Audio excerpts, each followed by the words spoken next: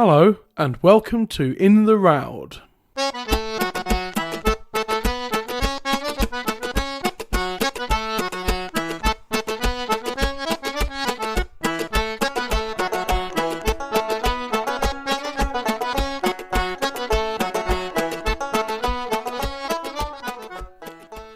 Greetings and salutations, dear listeners.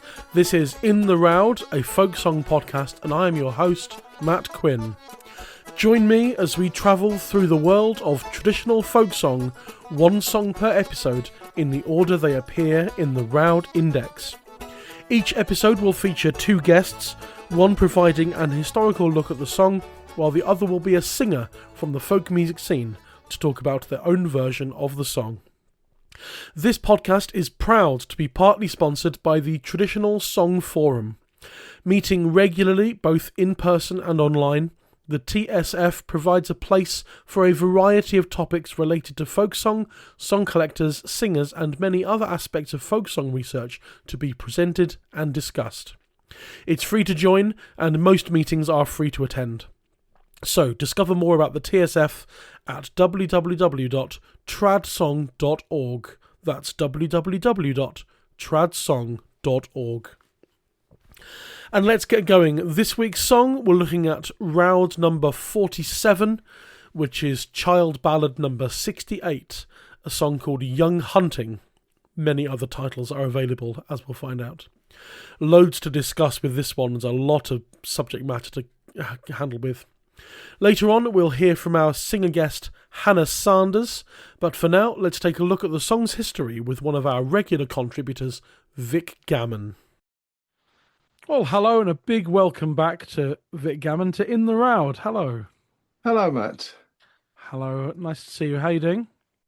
Oh, I've been pretty busy. I've been to London to the Tunes and Airs conference, which I thoroughly enjoyed. Great session that we had there with Nicola Beasley. Great. She's a fabulous fiddle Oh, I player. love Nicola Beasley. Well, Nicola was on the folk degree in your time as well? I know. And she's just got a PhD, which is very pleasing. Yes, that's right. So that was nice. And the conference was good. And I saw some old friends while I was there. So that was nice. And then I did a TSF was it day before yesterday on Sunday about another ex-student of mine called Susan Tilley, who wrote on Women in Tyneside songs. So I did a presentation about her. She died in 2022, and so never got the thing published and so on. So it's nice to.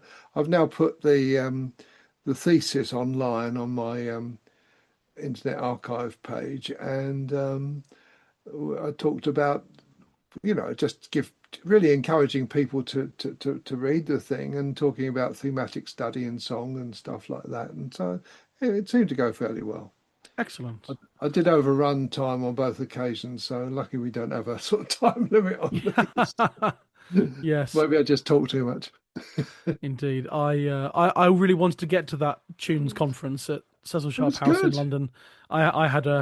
I had my parents visiting, and I had to play for a wedding ceilidh that night as well. Oh, goodness. But sitting through, I must admit, by the Sunday afternoon, I was, what's the polite word for it? I was tired. Tired, yes. I'm not used to it. I hadn't been to a conference since before COVID. I hadn't been to London since before COVID. So it was all a bit overwhelming, really. But I certainly enjoyed it.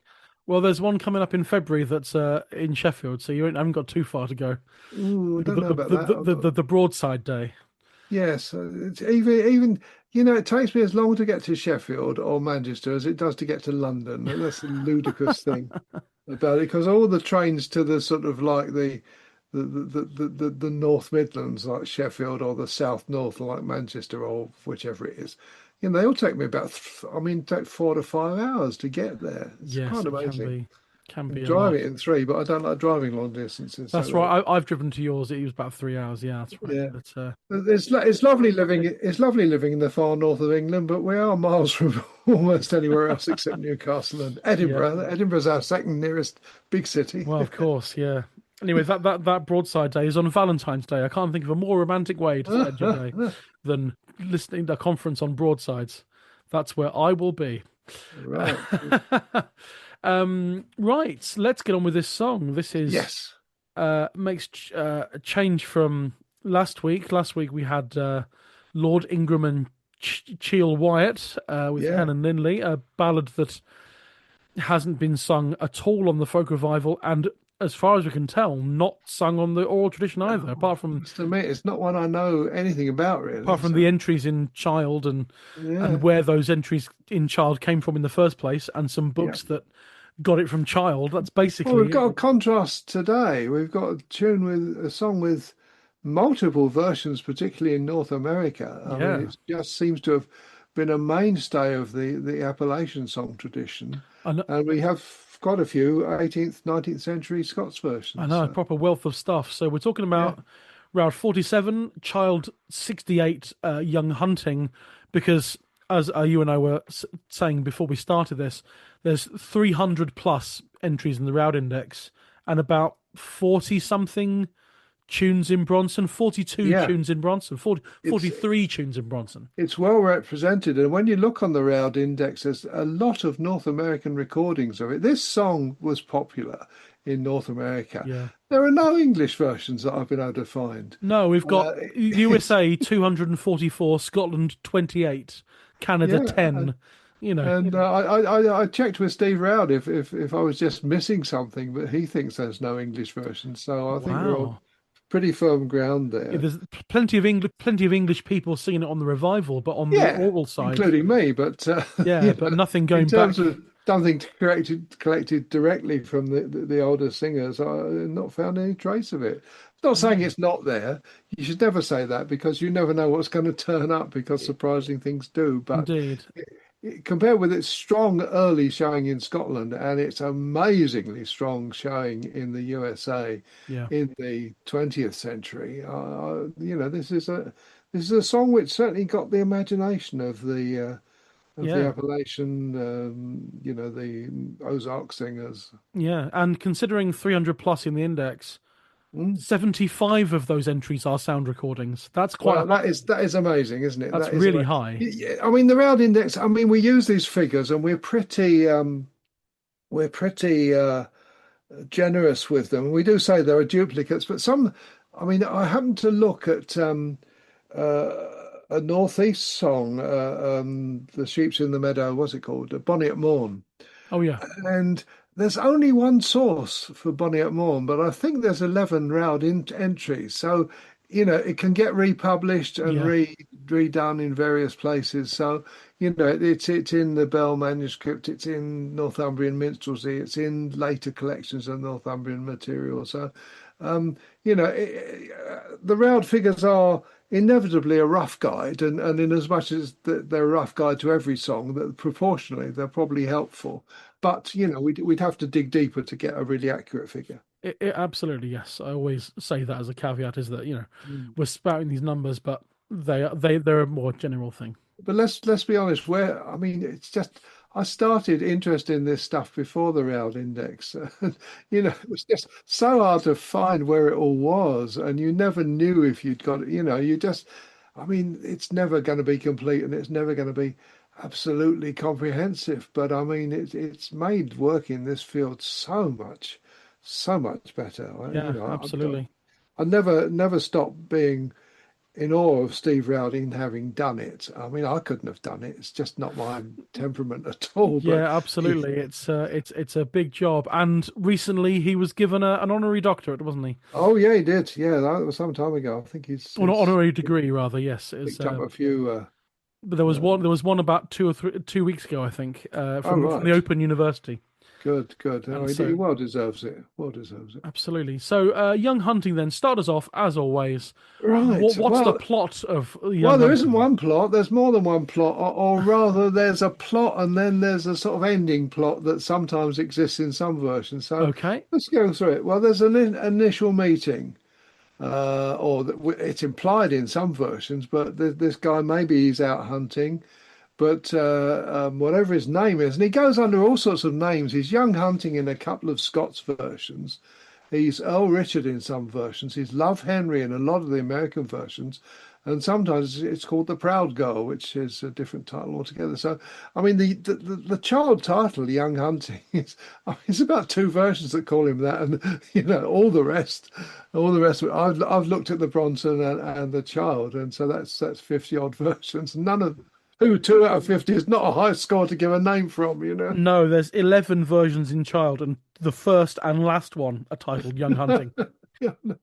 Child's titles are often a bit wacky, but Yeah. I suppose he gave it a title to the first one he came across or something. But there we Probably, are. yeah. Or version A tends to be the most complete version, doesn't it, in Yeah, Child? And yeah, and that's the one that will come Young Hunting. yeah. So So there we are. But then again, Child was. I mean, a lot of people denigrate Child, and there are problems with his collection. But my God, I mean, he's got such a lot of interesting songs in there. yeah. I'm sort of still in awe of him as well. Anyway, there's There's the meeting of these two people. okay, there's a meeting, and she often says something like, come down and we'll go to bed, sort of thing, which is an offer that's hard to refuse. And he then causes her to be jealous because he says, well, there's a woman I love better than you, which is not a nice thing to say. It's an interesting point maybe we'll talk about. Does he say it in jest or does he mean it? I think you can read it either way in some of the ballads. Anyway, so she's an impulsive young woman and she stabs him, which is pretty dramatic. Yeah. And then in some versions he says, "I will get down and I will, but there isn't a woman that I'm going to." I mean, he sort of denies that he said it's not in all the versions. This is the thing; they're all different. They've changed a lot, but the version I sing, which is based on an American one, it says, "There is no woman in London town that I love better than thee," which is, so he's murdered for nothing, basically, or that isn't in all the ballads. So you've then got she's got this dying man, and she some versions she says, "Shall I go and get a doctor?" And he says, "Well, there's no doctor that can cure me. I'm going to die." And so he dies. And there's the problem of disposing of the body. And this is really quite wacky as well because sometimes solo she throws him in a well. Sometimes she gets the help of her servant maids, and they take him to a river and throw him in the river. Sometimes for the journey they dress him up in all his knightly hunting gear, which is really quite bizarre, Wow. really strange. Anyway, the body is concealed with or without the help of the body of the servant. So it's in wetness in some way. But then we get the wonderful thing which happens in some child ballads. We get a speaking bird. Ah, A bird crops up. last featured on this podcast with you in the Outlandish Night. It's almost the same text in some versions. The Outlandish Night, it's a rerun of the story. In this ballad, the bird says, I mean, "Go home, you cruel woman, and lament and mourn for the bloke you've just murdered," you see. And she tries to entice him down. She says, "Come down, and your cage shall be made of the burning gold, and your door of the white ivory," or some version of that, which is absolutely right. It's the same as the Outlandish Night. And then he says, "I won't come down. I'm not going to come down because you're going to murder me like you murdered him." And we can talk about this a bit more in a moment because it's perhaps there's an interesting thought about how you interpret that. So in a lot of the versions, it sort of ends there. A lot of the versions, particularly the Appalachian ones, it's the bird is the sort of climax of the story. But some of the older versions, the crime of murder is made manifest in various ways. There's these folkloristic elements. I want to deal with them in more detail in a minute because they're really so interesting. And sometimes it's a circle of candles that shows where the body is. Sometimes when the perpetrator of the murder approaches the body, so the blood seems to spurt from the body.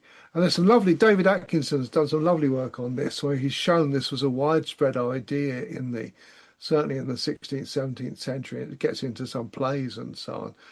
This idea that murder will out. But as I say, this is only in some versions. And then, not all versions, but mostly she's punished. And this, so if are servants around, so are the servants, but there's some fantastic detail that the flames won't take on the servant, because it's not really the servant that's guilty, but the flames take on the arms that have killed the man. So there's a lot of variation in the structure of the story. Basically, it's an old sort of murder ballad, but the way it's circulated, it comes out in different forms. Some are fragmentary. There's a lot of quite good. Generally the quality of the text is good, and as I say, we've looked at over 50 of them, and most of them have a pretty coherent story to them. Right. Yeah. Excellent. How far back can we go then? Where can we trace this 18th back century herd, I think, is the earliest, and then a lot of the 18th, 19th century Scottish collectors get it. Herd, Motherwell, Scott. There's a lot of versions in those classic Scottish sources. I don't think I've seen anything earlier than the 18th century. So what date is the Herb manuscript? It's about 1770s, something like that, I think. Okay. Yeah, looking at the sources in Child for the 11 in Child, version A is the Herd manuscript. Yeah, There's the Kinloch manuscript, the Harris manuscript, yeah, Scott's Minstrelsy, Motherwell's Minstrelsy. yeah. Dr. Joseph Robertson's Journal of Excursions.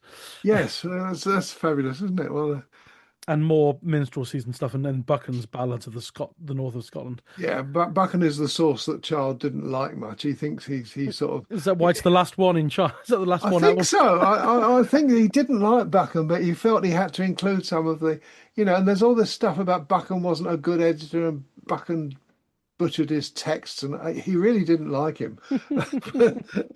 Actually, Buchan recorded some great songs. I mean, this is mostly from the Aberdeenshire sort of area, and some fabulous songs in Buchan. But I don't know. There's been a big controversy over Buchan for a long time. I've just looked at the Buchan one. It's annoyed me instantly because 2 weeks ago, if you're listening to this, 2 weeks ago we did the episode on Lady Masery, the song Lady Masery. Yeah, and there's a version in.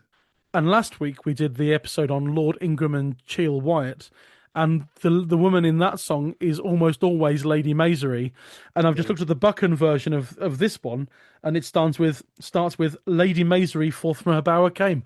Masery comes up all over the place, Yeah, but there are certain ballad names. I mean, Oh yes, William and Margaret. I mean, I just got totally confused over William and Margaret ballads when I was trying to sort something out on this one. yeah. And But I was scanning through this. down We've got various rabbit holes. Lady Masery, Young Hunting, Lady Catherine in the same song, Yeah, and so yeah, it's it's a bit confusing, but we're here Yeah, to so we're here to unconfuse some of that, I suppose. William and Mary is the great one. They're in loads of ballads. Yeah, that's right. Yeah, exactly. But it's the Her manuscript and all the version in Child are there. Yeah, so this is saying pretty sure nothing in England.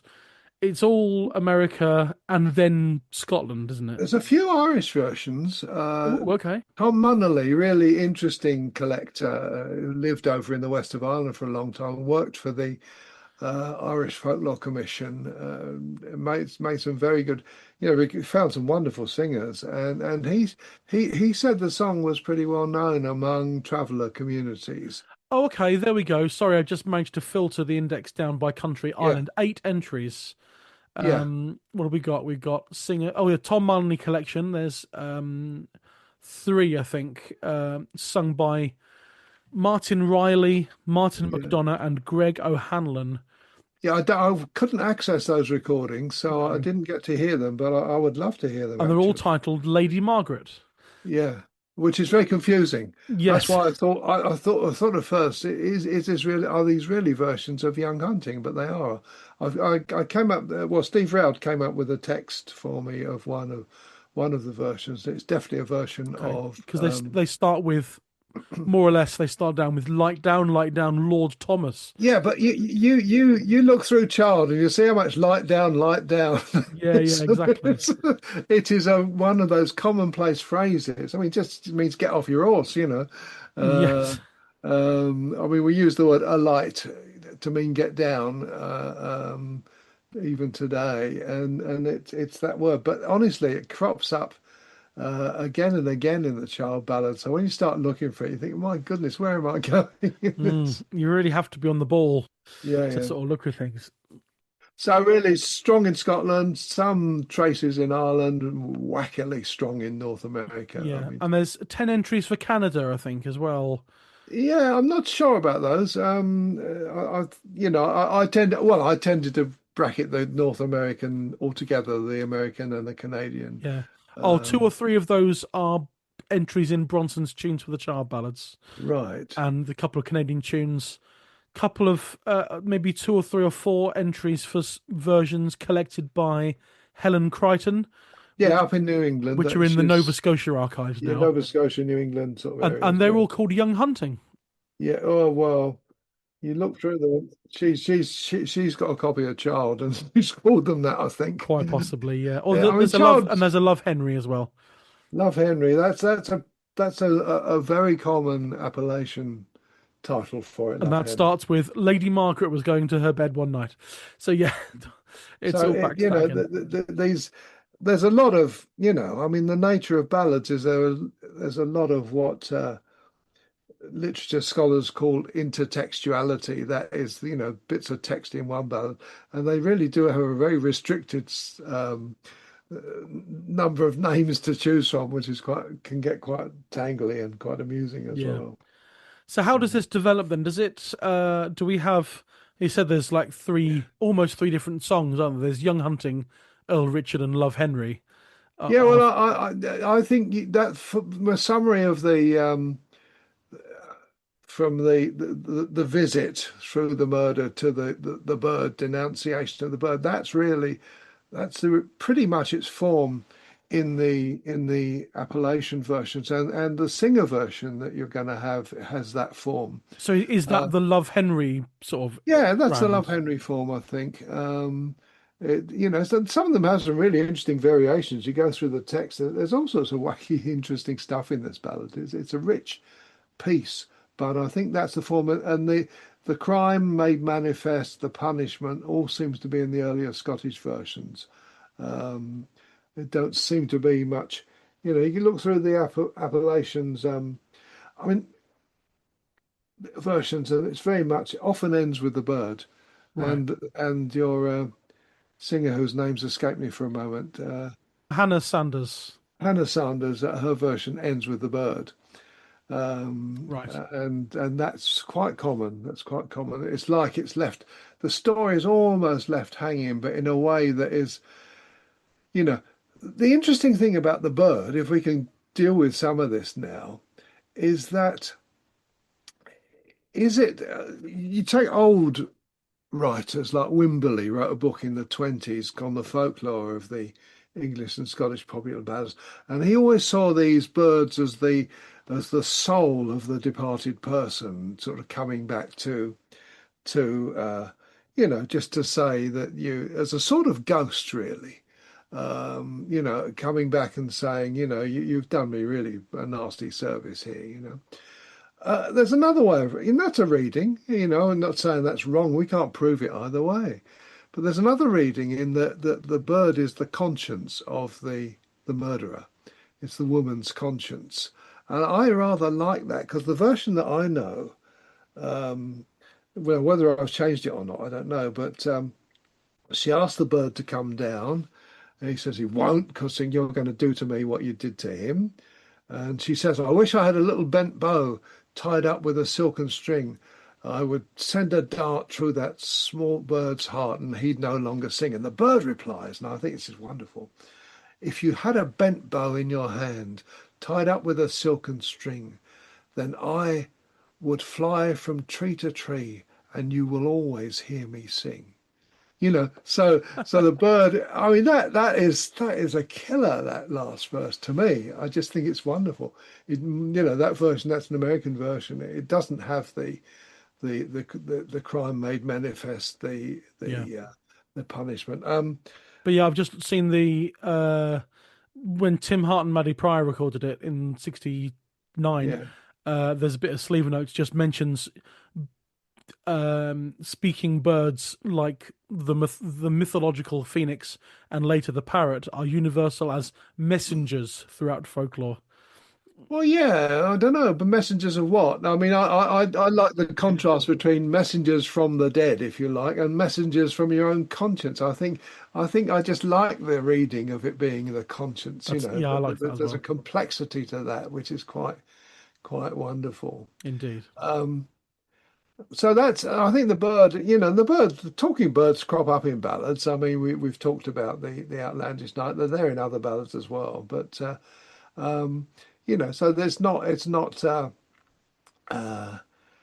so whether it's this relic of metamorphosis or a projection of guilt, I just think is an interesting open question. I don't think there's any definitive answer on it, but Yeah, there we are. sure.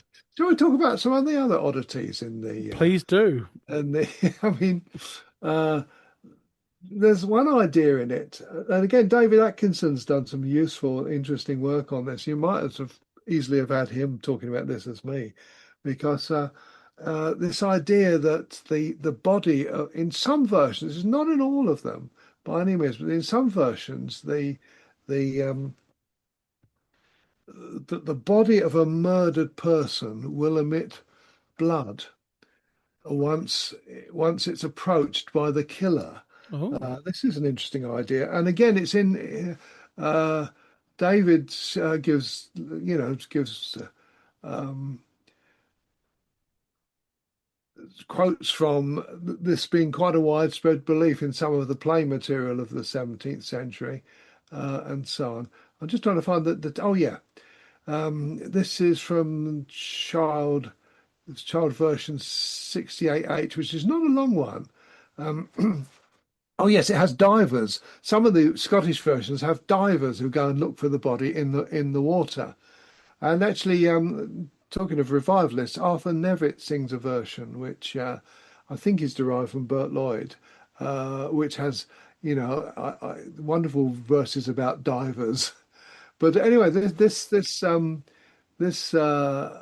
H version of Dukas, they call them in this version, duckers, divers, You may lay by your day Dukas and turn you to the night, and where the innocent blood lies slain, the candles will burn full bright.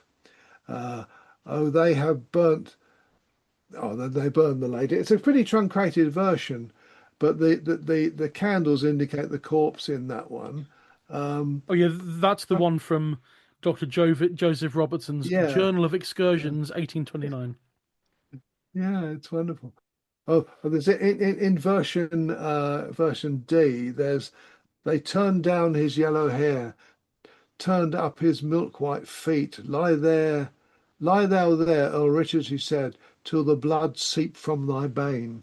That fairer maid than ten of me will look lang or thou come again.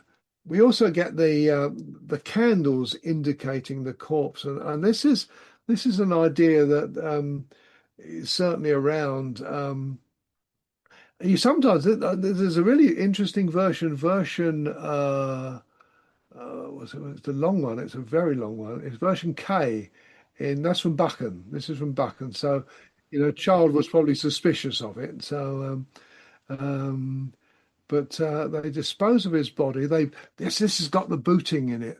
They booted him and spurred him as he'd been gan to ride, as if he's been going to for a ride, until they came to the one water where all man's called the Clyde, and the deepest pot in Clyde's water, and there they flang him in, and put a turf on his breastbone to hold young Hunting down. So they put him in the river, they sink him. Then the bird speaks up. Um, oh, out it speaks a little wee bird as she sat on the briar, Go home, your lady Maisry, and pay your maiden's hire, because there's a servant who has helped her. Oh, I will pay my maiden's hire, and hire I'll gie to thee, if you'll conceal this fatal deed. Yes, you have gold from me. So that she's trying to bribe the bird in this version. Then out and spake the bonny bird that flew aboon her head. Keep well your green clothing, frae aye a drop of his blood. Oh, I'll keep well my green clothing, frae aye a drop of his blood. Better that I'll do you than I do your flattering tongue that flatters in your head. So they're in a barney, the bird and the woman here, you know. And let's just come down and I'll give you gold and says, no, how should I come down? How can I come down? How shall I come down to thee? The things you said to young hunting, you're the same you'll say to me. But then then they out and discover this long version from Buchan. They out and discover the body when the king's out hunting, and they call on. They want young hunting to go. It's obviously what he's keen on by his name, to go and ride with them, and. So it says, then out it speaks, the little young son sat on the nurse's knee. It fears me, sir, said the young babe. He's in his bower in yon lady. So she's got him it's got him locked up in her bower. Wow. Then they have called her Lady Catherine, and she swore by the thorn that she's saw not him young hunting since yesterday at morn. And then they called her Lady Maisry, as she swore by the moon that she saw him not young hunting since yesterday at noon. He was playing him at Clydeswater, so she's sort of trying to put them off now. Perhaps he's fallen in. Well, I never did it, he fell in. The king he called his divers all to dive for his young son. So they dive, and then the bird comes back in this version. And so they dive and they find him. No, they don't find him. Sorry, they dive, and then out it spake a little bird that flew above their head. Dive on, you divers all, for he lies there indeed. The bird is spurring them on in this version. Right. So the bird is really a main actor, and he's the one who really, who really he lays on the accusation. And this is wonderful. I think this. Not everybody thinks Buchan's sources are bad. So they leave off their dive by the night, and the candles indicate him. And then there's the bird accuses again. There are 12 ladies in your bower, and even in your hall, and they had killed him young hunting, and cast on him a war. They booted him and spurred him, and he's been gun to ride, a hunting horn tied round his neck, a sharp sword by his side. So they dress him up as this hunter and send him off, and then they put him in the Clyde. The deepest pot of Clydeswater they have flung him in, laid a turf on his breastbone to hold young hunting in. I read that before, but you get the idea. Yeah. The complexities of this ballad are just amazing. And the candles show where he is. One assumes the candles are floating on the water in some way to and gather round him, but it's really quite striking. The imagery and the magic in this ballad is just something else, and I think it's a fabulously interesting song, and it's not one song, it's a sort of like a load of interrelated songs that just endlessly fascinating to read and to interpret. Absolutely. Oh, I've just found your sleeve notes for the Arthur Nevitt's cassette. The new wrote the. Have you? My goodness, I don't think I've even got those. Well, this is old stuff. You're bringing up from 20, 30 years ago. 19, yes, a year before my birth, in fact. 1988. And you're no spring chicken, Matt. Do you want me just to read it out to you in case it jogs anything? Well, it might. I might make you cut it because it might embarrass me. But yeah. Arthur learnt this ballad from a recording of A.L. Lloyd. This version represents Lloyd's reworking of mainly Scottish traditional material. Oh, got that right. His skills in sympathetic recasting such ballads was very impressive. You still stand by that?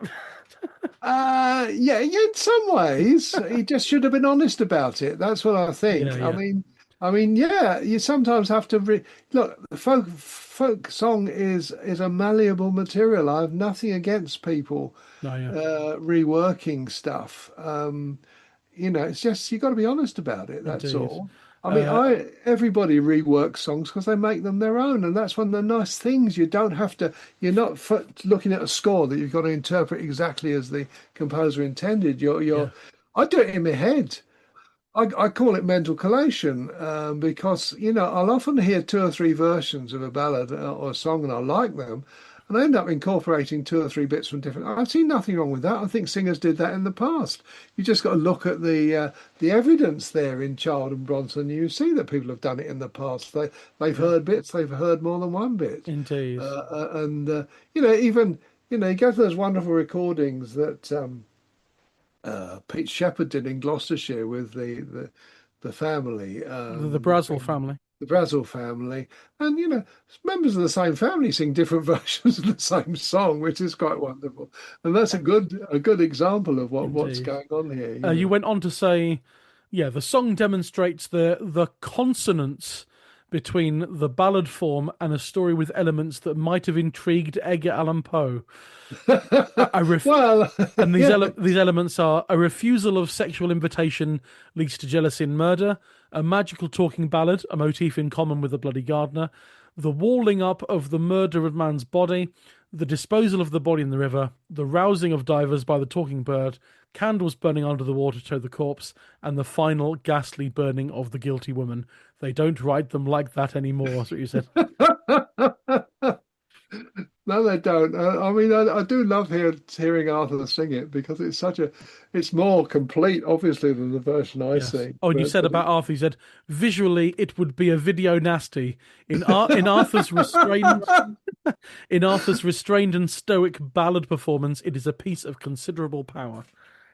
well, I think it is. Yeah. Okay, it's remade, but But I there you go. love. That's a bit of research you did in it 36 years ago. Well, there we are, and I've made no progress ever since. That's what I always remember. Reg Hall saying about the rakes. He said, "So yeah, we got together 50 years ago, and we haven't improved at all." Brutal. They were brilliant to begin with. And they were quite wonderful actually, Yeah. but I love the self-deprecation of Yeah, that, the that's idea great. that you don't improve. Yeah. But so yeah, there's a lot in this song, isn't there? Looking through it now, I can't find all the bits that are in it because I mean, there's 11 long texts and then all the Bronson. There is. There are different sort of bits of story that cling on. There's a few really fragmentary texts, but a lot of them at least have a pretty good backbone of narrative. Sorry, what were you saying? No, I was just saying that yeah, the a lot in this song, even going by the list of things in the ballad that you listed out in those old sleeve Yes. notes, there's a lot going on. There's in some of the there's also this what's called the judicium ignis, the judgment by fire, Oh yeah. because in what is it? I've got a list here. The A, B, C, and K texts they burn her, but they burn the bower woman, the servant, and the fire doesn't catch to her. But it will consume her guilty mistress. You see, so this is another magical element in the song. I mean, so what you've got this one, you've got the body emitting blood, you've got the candles burning bright, you've got talking birds, sometimes accusing birds. You've got this dressing him up as the corpse as a hunter to take him to the Clyde. You've got this would be a video nasty, wouldn't it? Can you imagine? You're into horror films. You could Yeah, yeah. produce this, couldn't you? You could. I mean, it makes the Wicker Man makes that awful thing, the Wicker Man, look really tame, doesn't it? How very dare you, Mr. Gammon? No, it's I think it's an awful film, but there we are. That's off the point. well, I agree, but I also disagree. If you Doc Rowe agrees with me as if you well. peer through the rubbish, there's a brilliant film in there. But that's a Yeah, discussion on the time. a lot of peering though. But yeah, I think yeah, I don't know whether it would make a good film or not, but it would certainly make a very good film poster. So many good film posters promise so much, and then the film delivers so little. I think you could do something with this. I really do because it's. I mean, there's so much blood, gore, and burning and the singing, talking birds. Oh Yeah. yeah, I think it's Well, they wonderful. tried it once. There is that film, the Ballads of Tam Lin, with Ian McShane and a few Oh, I people, and never. and apparently it. I haven't seen it yet. The Blu-ray's on my shelf, but I haven't seen it. Uh, Apparently it has its fans and it has a lot of non-fans. So I must watch it sometime, find out what it did. I should have mm, watched it in prep for the Tamlin episode of this podcast, well, there but we that are. would have been too much like a sensible idea. I think it's a ballad and a half. I really do. I love it. I enjoy. I think there's a recording of me singing the version on the Bridge Newcastle website. I enjoy. I find it satisfying song to sing. Because it's because of the intricacies. As I Yes. say, it has this guilt aspect to it, which I like, and just find it a great song. But there we are. I just spied Brian Peters. Brian's done it. I haven't heard his version actually, but Yes, he's done it a couple of times, or it's the same version but recorded twice, I think. Or yeah. correct me if I'm wrong, Brian. Hello, but yes, he said for dark drama it takes some beating Very good. because he sings and he sang. We were going to mention later on American singer Frank Prophet of North Yeah, Carolina, and that's the Warner family. He was one of the main sources for them, and he had some great songs. yeah, And he played the banjo. What can be wrong? exactly. I don't think anyway. Brian sang his version, but Brian mentions in his sleeve notes Frank Prophet's versions called "Song of a Lost Hunter." A Right. nice title. The one I heard, I found it on the internet somewhere, was Sheila K. Adams, who comes from, one of those deep hollows in the Appalachians. She is a fabulous singer. And, if there's one version, I think I'd take that to a desert island. It's just a Yeah. great ballad performance. Does it quite fast, interestingly. But it's a great performance. Oh, And brilliant. she's a fabulous singer. Oh, Brian notes about the Frank Prophet version. Brian notes the one called "Song of a Lost Hunter." Notes that it's the same story, but no bird, and the Ah, servant's gender changed to male, providing additional sexual frisson. wow. Yes. Well, good old Brian providing a bit of sexual frisson. Very good. Uh, but yes, so there's all sorts of variation going on in the old versions of this. Yeah, Um, and yeah, I see some revival people talking about versions from New England and versions from a lot of people went to Motherwell or Walter Scott, yeah. the two minstrelsies, the Scott and Motherwell, um, and yeah, versions, and then also the Bronson as well. But yeah, Oh, I found it's the B version that has the punishment. It has the burning. Can I just read you that? this Maybe being child. this is Child B version, Oh, verse oh, 23 so and this is 24. one called Young Reddin, Redin. Oh no, this has got the lot because this has got the gushing blood as well as the burning. I'll just read the last four verses. They seek Charles Water up and down, and then they find him in Clyde's Water. And then a sign of the woman's guilt. This is verse 21. Her white were his wounds washen, as white as linen clout. Clout's a shirt or something like that. As the traitor she came near, his wounds they gush it out. So he starts bleeding as soon as she comes near him. It's surely been my bowel woman. Oh, ill may her betide. She tries to blame her servant. Oh, ne'er would slain him young Redin and throw him in the Clyde. She denies that she would do it. And then these two wonderful, you get these, generally 4-line verses, but you get two 6-line verses that finish the. Then they've made a big bonfire, the bow woman to burn. It took not in her cheek, it took not in her chin, but it took in on the cruel hands that put young Reddin in. And then they've taken out the bow woman and put the lady in. It took not in her cheek, it took not in her chin, but it took in on the false arms that young Reddin lay in. Wow. Yeah. It burns the bit that's guiltiest. They Yes. both get burnt a bit, Not the but whole it body, but burns. just her arms and hands. Yeah, I mean, come on. I know. This is gothic. I mean, this is powerful stuff. There was a blood mention I noticed in a later child one I was going to bring up. Oh, it's Uh-huh. version J, Jay, yeah. verse 28 in J. The maiden touched the clay-cold corpse, a drop it never bled. The lady laid her hand on him, and soon the ground was red. Right. Okay. That's it. This is the corpse um, declaring through, bleeding who the guilty person was. Yeah. This is, I But I mentioned love that rather earlier. than and the body it started to bleed, it's and soon the ground was red. That's Yeah. a Yeah. fantastic way of That is describing that, I good, think. isn't it? I mean, you can imagine a lot of reworkings of this ballad because there's such a richness in it, and actually some of the Scottish tunes have survived. I mean, it's that they were. I mean, a lot of a lot of the old Scots ballad literature has no tunes, but there's a few in Bronson of the. Yeah, yeah, absolutely. We'll Yeah, come to Bronson in a second. Yeah, characters. It's mainly Henry or Earl Richard, yeah, and although version Ian Child is Lord William, and then Willie later on in the same yeah. song. Um, Well, stories are stronger than individual names. oh That's yeah, the I know. thing. I'm always interested on the variation. Yeah, yeah, Clyde's water is mostly what turns up. Version D in Child has Lorn's water, Lorn apostrophe S, yeah, Lorn's water. mm, And then another one, yeah, the name Catherine turns up a couple of times.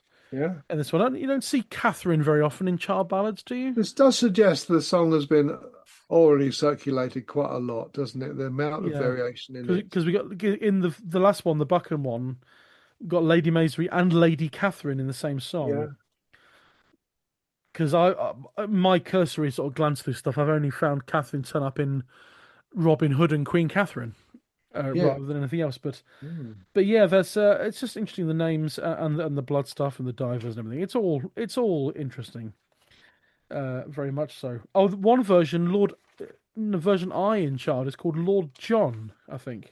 Ah, Now John's turned up in Scott's Minstrelsy, and that's J. Sorry, Motherwell manuscripts. Oh, yeah, it's a four-verse fragment.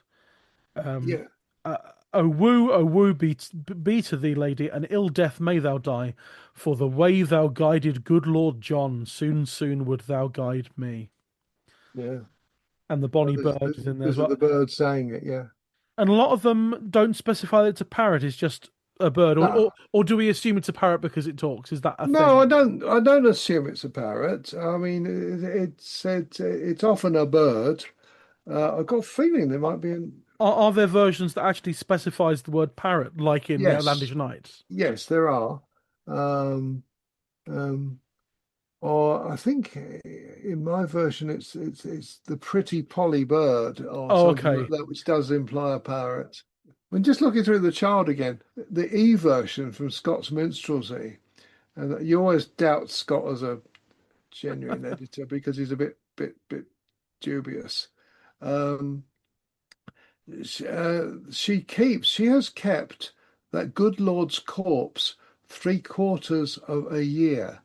So she keeps him walled up for 3/4 of a year until the word began to spread, and then she began to fear, and then they get rid of the corpse. So Yeah. she keeps him 9 months in her bower, in her chamber. I mean, What it what must have must he have been smelt? like? Yeah, it must have smelled quite badly, I'm sure. One would think so. How does he smell? Terrible.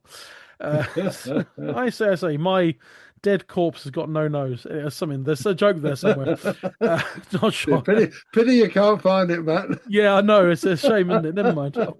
I'll work on that for a few years, and then I'll come back to you.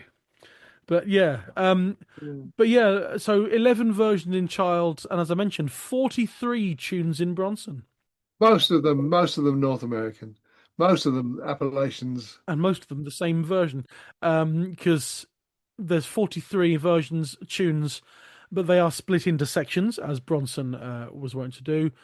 We got A, B, C, D, A, and D, B, E, F, F. There you go, up to version Yeah, I F. mean, I'm always a bit Bronson. I mean, I think again. I think he's wonderful. And where would we be without Bronson? Yeah. I mean, it's the one place you can find a goodly set of both texts and tunes together. Once we start working on other songs, we've got to try and put a self-made sort of Bronson together, Oh yeah. and it's Once we hard. get to some non-child ballads on the Yeah, podcast, it's we're gonna have hard to start. work, and Yeah. Bronson gives us that way to compare texts and tunes that have survived in tradition. and I think that's wonderful. But Absolutely. I'm slightly dubious. I mean, he does explain his classification system. I don't always hear it. I do sometimes. I do say, yeah, those tunes are definitely associated. Yeah, yeah. Other times I don't. I think we need a different system for classifying tunes somehow. We haven't got that right yet by a long way, and I'm too old to invent it, so I'm not going to do it in my lifetime. Sometimes you can hear very clear connections, and sometimes you really can't. Sometimes you can put them on paper and see connections, like in the Just in, contour. yeah, just in the way that the line flows up and down, and Yeah, yeah, yeah, yeah. absolutely. And sometimes you won't hear that as as a connection, but you'll see it, or you'll be able to at least uncover it Yeah. because it's so like that. Well, let's have a look at some of them, the tunes then in Bronson. I think I didn't, I think that there's only a couple of tunes in Group C, and I think I've ignored them because they were a bit odd. But effectively, we're gonna have a quick look at one tune for each group that Bronson put. Group A we've got, which is version 2, labeled Yep, Young Hunting. This is Sharp manuscript, yep. also Sharp and Carpelese from 1932. So this is from Walker County, okay, that's Georgia. Georgia. So That's right. again, that's the Southern Mountains area, So this isn't is it? sung by Mrs. Hall of Kensington in Georgia in April Yeah. 1914, and we've got. I'll attempt to sing this. I did practice this earlier.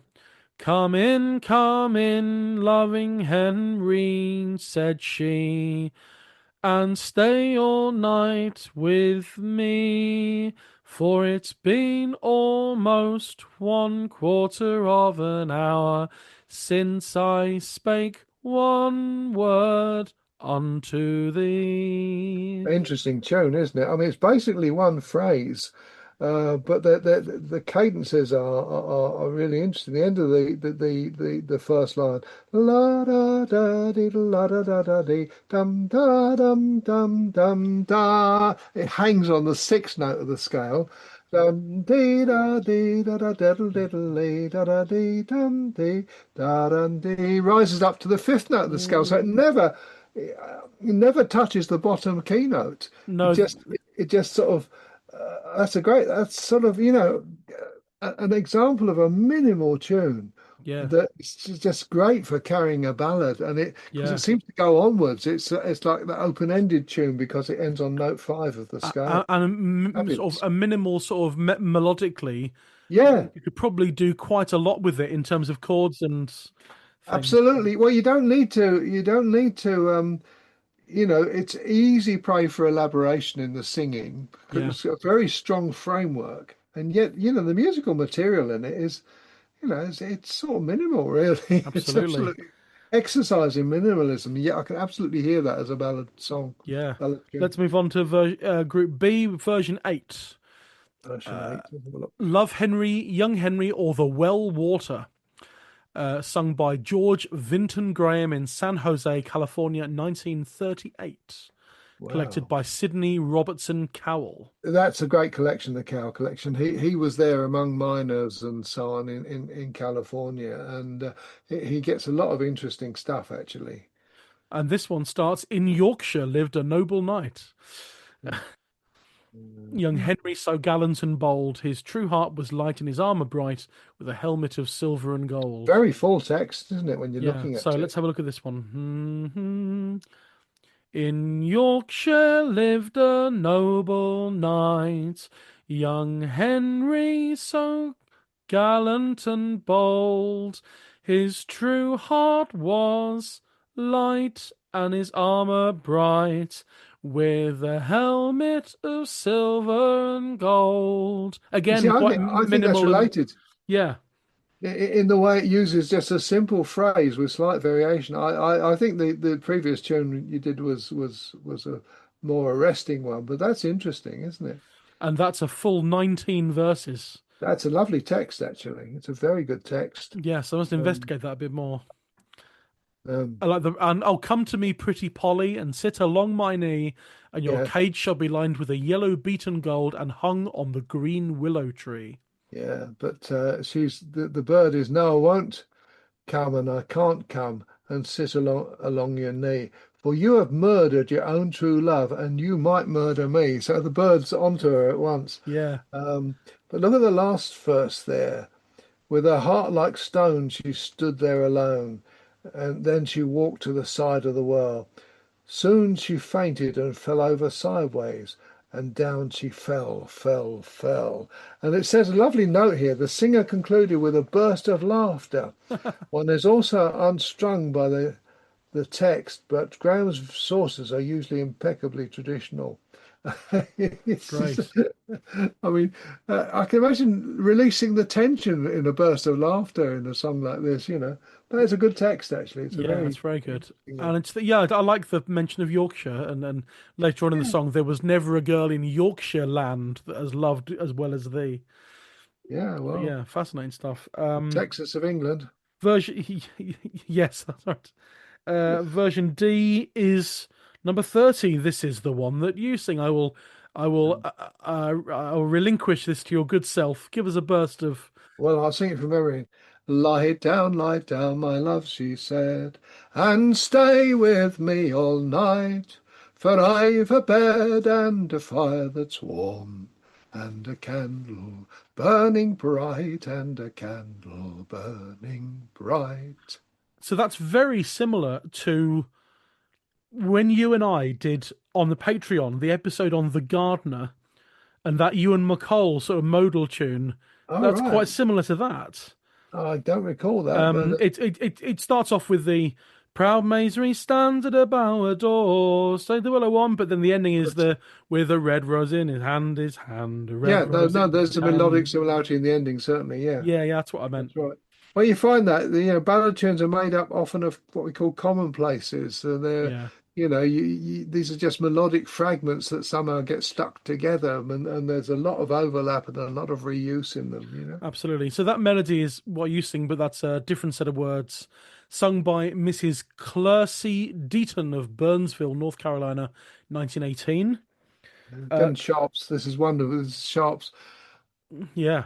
A lot of bad things said about Sharp, but Sharp created the interest in Oh, yes. a lot of the interest in American traditional That's right. I songs. haven't read the Sharp biography yet from the Ballad Good, Partners, good. but I have read what amounts to the biography of Maud Carpelle's singing and Uh-huh. dancing wherever she goes, and there's a whole section about the Appalachian trips and Yeah, because he was really ill on it. That to walk miles. That he was so ill, he had to walk through, this really unfriendly countryside. yeah, it's extraordinary. And then Up when they went, hills. and then when they went back, or a couple of went back again, and then when Carpelle's went back years later, a journey that took 3 days with horse and cart took about 3 hours in a motor car. Yes. Yeah, anyway, version four, tune number 40 in Group F. So Um, I think it's Group F, or maybe it's Group E. Group E, version 40. Tune from Mrs. Campbell, who learned it from Mrs. Sutherland in Asheville, North Carolina, 19, that's the great centre, isn't it, Asheville? 1916. Yeah. Come in, my own true love, and stay all night with me, and all those costly cards that I wear around my waist, I'll freely give them unto thee. I'll freely give them unto thee. Well, that's a good tune. Uh, Yeah. Interesting. I mean, largely, as far as I can see, largely pentatonic. Can you see any I Fs in it? I can't see any F's or C's, And no. or Cs? No. I mean, so this is. I mean, something that seems to happen in the Appalachians is that the we have pentatonic tunes in Britain, particularly Scotland, but they seem to go for these wonderful pentatonic tunes, Mm. and but isn't the rhythm of that interesting? When it's you got these quite long notes in the. It's a bit like the House Carpenter the way it opens, da dee dum dee da dee da dee. But then the sort of, and then you get these sort of quite quick quavers for the da da diddle dee diddle da sort of rhythms come up in the Yeah, second part of the tune. Fabulous. That would be a good one to learn, I think. absolutely. And for just fine look at version tune 42, which is learned from Charles Tillett and in Oh, Wanchese, not Wanchese, obviously, North Carolina anyway. Apologies to anyone from North Carolina. Words 1924, tune 1935. mm. Oh, won't you come in, my pretty little bird, and sit a while with me? Oh, won't you come in, my pretty little bird, and sit all on my knee, and sit all on my Yeah, knee? that really, you really hear that the Yeah. last penultimate bar, that C in it, Suddenly it just throws the scene out. throws the pentatonicism, So, doesn't so it? And people listening, it's written out in G major, and mm, apart from the chromatic moment, which is almost an affectation, really, it's pentatonic. Apart from suddenly in that penultimate bar, you get the fourth of the scale, and sit all on my knee. that's really interesting. That I mean, there aren't many tunes that are la da dee da la da dee. That's a really interesting phrase, isn't it? Yeah, To yeah, to have that sort of, it's almost what you might call an inflection. That sort of, basically you've got a B to an A sharp when A sharp isn't in the normal scale. La da dee da la da dee. It's really yeah. quite incredible. And there's four verses, but it's sort of it's the bird and then sort of the next two about the bow and the arrow. But I wonder if there's a way of putting that tune to a longer set of text and Oh, you could, having you a go at could. that. And in terms of being a revivalist, I think that's fair game. And I just want to mention another version that I found. It's not really the version of the song that's important, but where it is that I find quite interesting. If you, on the Roud index, you can filter by format of source, book, sound recording, manuscript. There's one entry for newspaper, and it's a 1941, 7th of May 1941 newspaper in Texas called the Liberty Vindicator. Oh, great names. And if you go onto that page, there's a digital link to to newspapers.com, and you can see the article. And it's an article called "Name Your Own Heroes in These Texas Songs." And so I'll just read this. It's just about. I mean, it's a thing we've talked about a lot about place names and people names changing to suit the locations and to suit the locales of things. But this article says good storytellers have a habit of changing the names of folk tales to suit a local situation. In the same way, the singer of folk songs personalizes the song for himself and his listeners by introducing familiar people and places. At times, of course, this change is made because the original name has been passed along through so many generations of singing, no one can recognize it any longer. Loving Henry, which is still sung in Lamar County, illustrates very well this tendency on the part of folk singers to localize their songs. The song is evidently a British ballad, but there is a line later on that must have been added even after the singers came to Texas, and it gives a set of words for this particular version. And so the first verse is standard. Come in, loving Henry, she said, and stay all night with me, for it's been about 3 lonesome months since I spoke one word with you.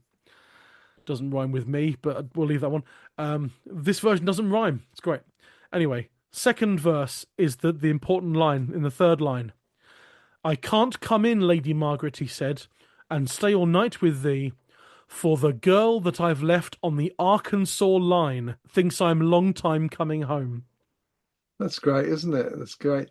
I mean, it's so interesting that it's published in a newspaper because, one quite distinct about this ballad is that we've found virtually no trace of it in the broadside medium. It seems to have got round almost entirely by oral transmission, with perhaps some use of, people sometimes kept their own sort of manuscript news, sort of manuscript songbooks and so on. But I mean, this is really quite a long way away from the broadside tradition. Yeah, just a little article about it in the Liberty Vindicator, Texas 1941. Yeah, And I was just it's just a thing I spotted, and I thought it'd be quite interesting to mention it. wonderful. Well, we've covered a lot of ground, but there's tons more ground probably to cover. But I think we should draw things to a close I'm there. just going to reiterate Sheila K. Adams. You must seek it out and Yes. listen to it. Great ballad Oh, singing, oh yeah. uh, a great ballad singing, and fabulous. And not that I'd forgotten, but I had forgotten our usual recommended listening section. There's, as you said, nothing in England at all, Uh, field recordings wise, and if I filter Scotland down on the Roud index, no field recordings, no recordings, sound recordings in Scotland. But if I filter on my USA, sound recording 61 out of the 75 things. So there's loads of them. Popular song, isn't it? To get that many sound recordings, and these go back quite a way, don't they? They're not just the Oh yeah, absolutely. most recent stuff, So it's American, so it's primarily the Love Henry version. Um, Singers like I mean, things that are available on released CDs are things like a guy called Dick Justice, Uh-huh. sung a version called Henry Lee. That's on. It's on the Nehi Records release called "My Bonnie Lies Over the Ocean: British Songs in the USA." And that's all American commercial 78 recordings from the 20s and 30s. Yeah, Very, very brilliant thing to have. And yeah, that Dick Justice sang Henry Lee on a 78 RPM shellac yeah. in 1929 in Chicago. It's just when they got to doing electronic recording, I think, so Yes, that's that's good. right. Um, and in fact, the final tune in Bronson, not one I sang, but the final one in Bronson, is the version by someone else I was going to mention, an American singer called Jimmy Tarleton, Uh-huh. and that's the last version in Bronson. That's December 1930 recording, also on that "My Bonnie Lies Over the Ocean" set. Frank Prophet mentioned that one, "Song of a Lost Hunter." That's on a folk legacy LP from '62 called Frank Prophet of Reese, North Carolina, with a good essay of sleeve notes by Sandy Payton. Oh, he's a good old, was a good performer as well, actually, but he did some lovely work. Excellent. Um, Both on musical traditions CD releases by Rod Stradling. This is a musical traditions released by Rod Stradling called "When Cecil Left the Mountains: Historic Recordings of Appalachian Singers and Musicians, 1927 to 1955." And on there is two verses called Come In," brackets, Young Hunting, sung by Linny Landers of Jonesboro, Washington County, Tennessee. Oh, that's a 1950 recording by Maud Carpellies. Right. And Cecil Sharp did collect one from a Mrs. Jane Gentry. Oh, she was one of the great singers of Sharp. Yeah, She had fabulous versions of songs that's right. and a great singer, but I don't think she was ever recorded actually. No, Sharp collected one from her in August 1916. She was in Hot Springs, North Carolina. And I just want to mention the other musical traditions release I found one on is a favourite of mine, favourite of yours, Nimrod Workman. Oh, he's great, Lovely great. singer. And there's an entire. So it was an album on Rounder Records, which then got a re release on Musical Traditions called Mother Jones's Will. And that's one of the Uh-huh. songs of Nimrod Workman. The LP was 18 tracks, and the CD reissue adds another 8 to that. But on there is. Oh, we mentioned that on the Lord Bateman episode because he sang Lord Baseman. But he has Loving Henry and some sleeve notes from Mark Wilson. Um, Child has this as Young Hunting, but Nimrod's nomenclature is more common within America. Loving Henry, Lord Henry. Yeah. But yeah, so it's all American as we've said. But yeah, the ones that are available and ones I'll probably play in the middle of the episode are Dick Justice, Jimmy Tarleton, Linny Landers, and Nimrod Workman. But try and find Sheila K. Adams because she's great. Oh yes, absolutely. Oh, and the Frank Prophet one, and so many others, and lots to talk about on the revival side as well later on. But let's leave things there. This has been, yes, change from last week because almost nothing to talk about. This week, far too much to talk about. It seems. It's having me on. That's the trouble. Yes. Oh no, it's always a pleasure, Vic. Always a pleasure. Yeah, thank you so much as always for your time and effort and knowledge in these matters. I wouldn't do it if I didn't enjoy it, Matt. Indeed. And this is your last appearance in this season, but you're coming up on the Patreon soon for one of our Christmas carols. And next year, there's at least 2 or 3 or 4 next year on the podcast. So until then, Vic Gammon, thank you very much. Thanks, Matt. Thanks a lot. A huge thanks again to Vic Gammon for providing us with the history of young hunting. And that brings us to the halfway point in the episode, so let's listen to some traditional versions of this song. What you're going to hear now are clips of Young Hunting, sung by Linny Landers, Low Bonnie, sung by Jimmy Tarleton, Henry Lee, sung by Dick Justice, Song of a Lost Hunter, sung by Frank Prophet, and Loving Henry, sung by Nimrod Workman. Coming, my old true love, and stay all night with me, for I have a bed and a very fine bed. I'll give it up to thee, I'll give it up to thee. I can't come in, or I'm not coming in, to stay all night with you, for I have a wife in the old Scotland this night. She waits for me, this night she waits for me.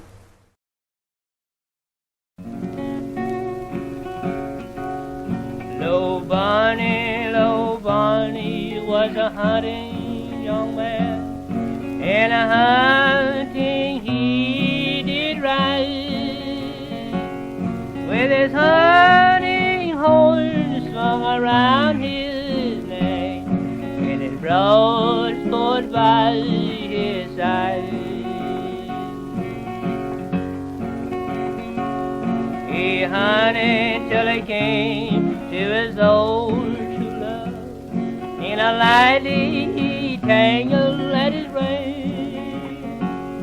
No one was so ready but his old true love to lay eyed and say, call in.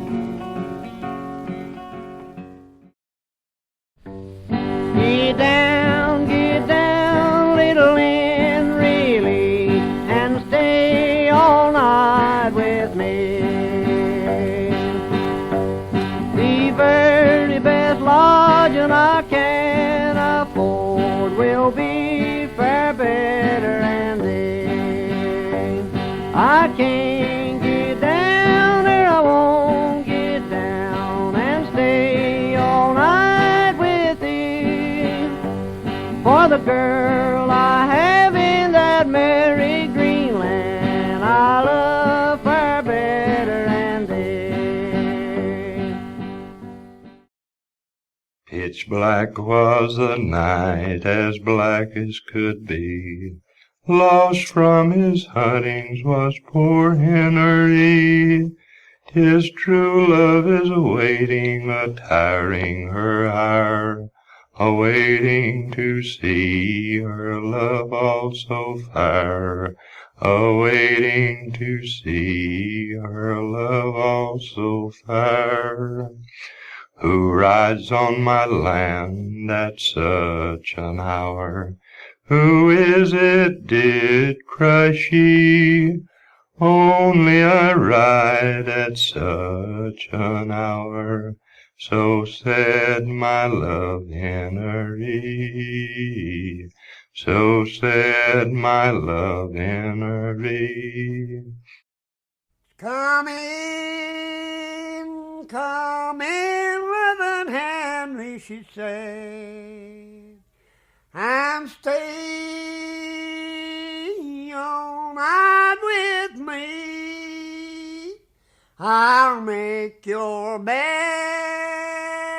as pure as gold and white as ivory.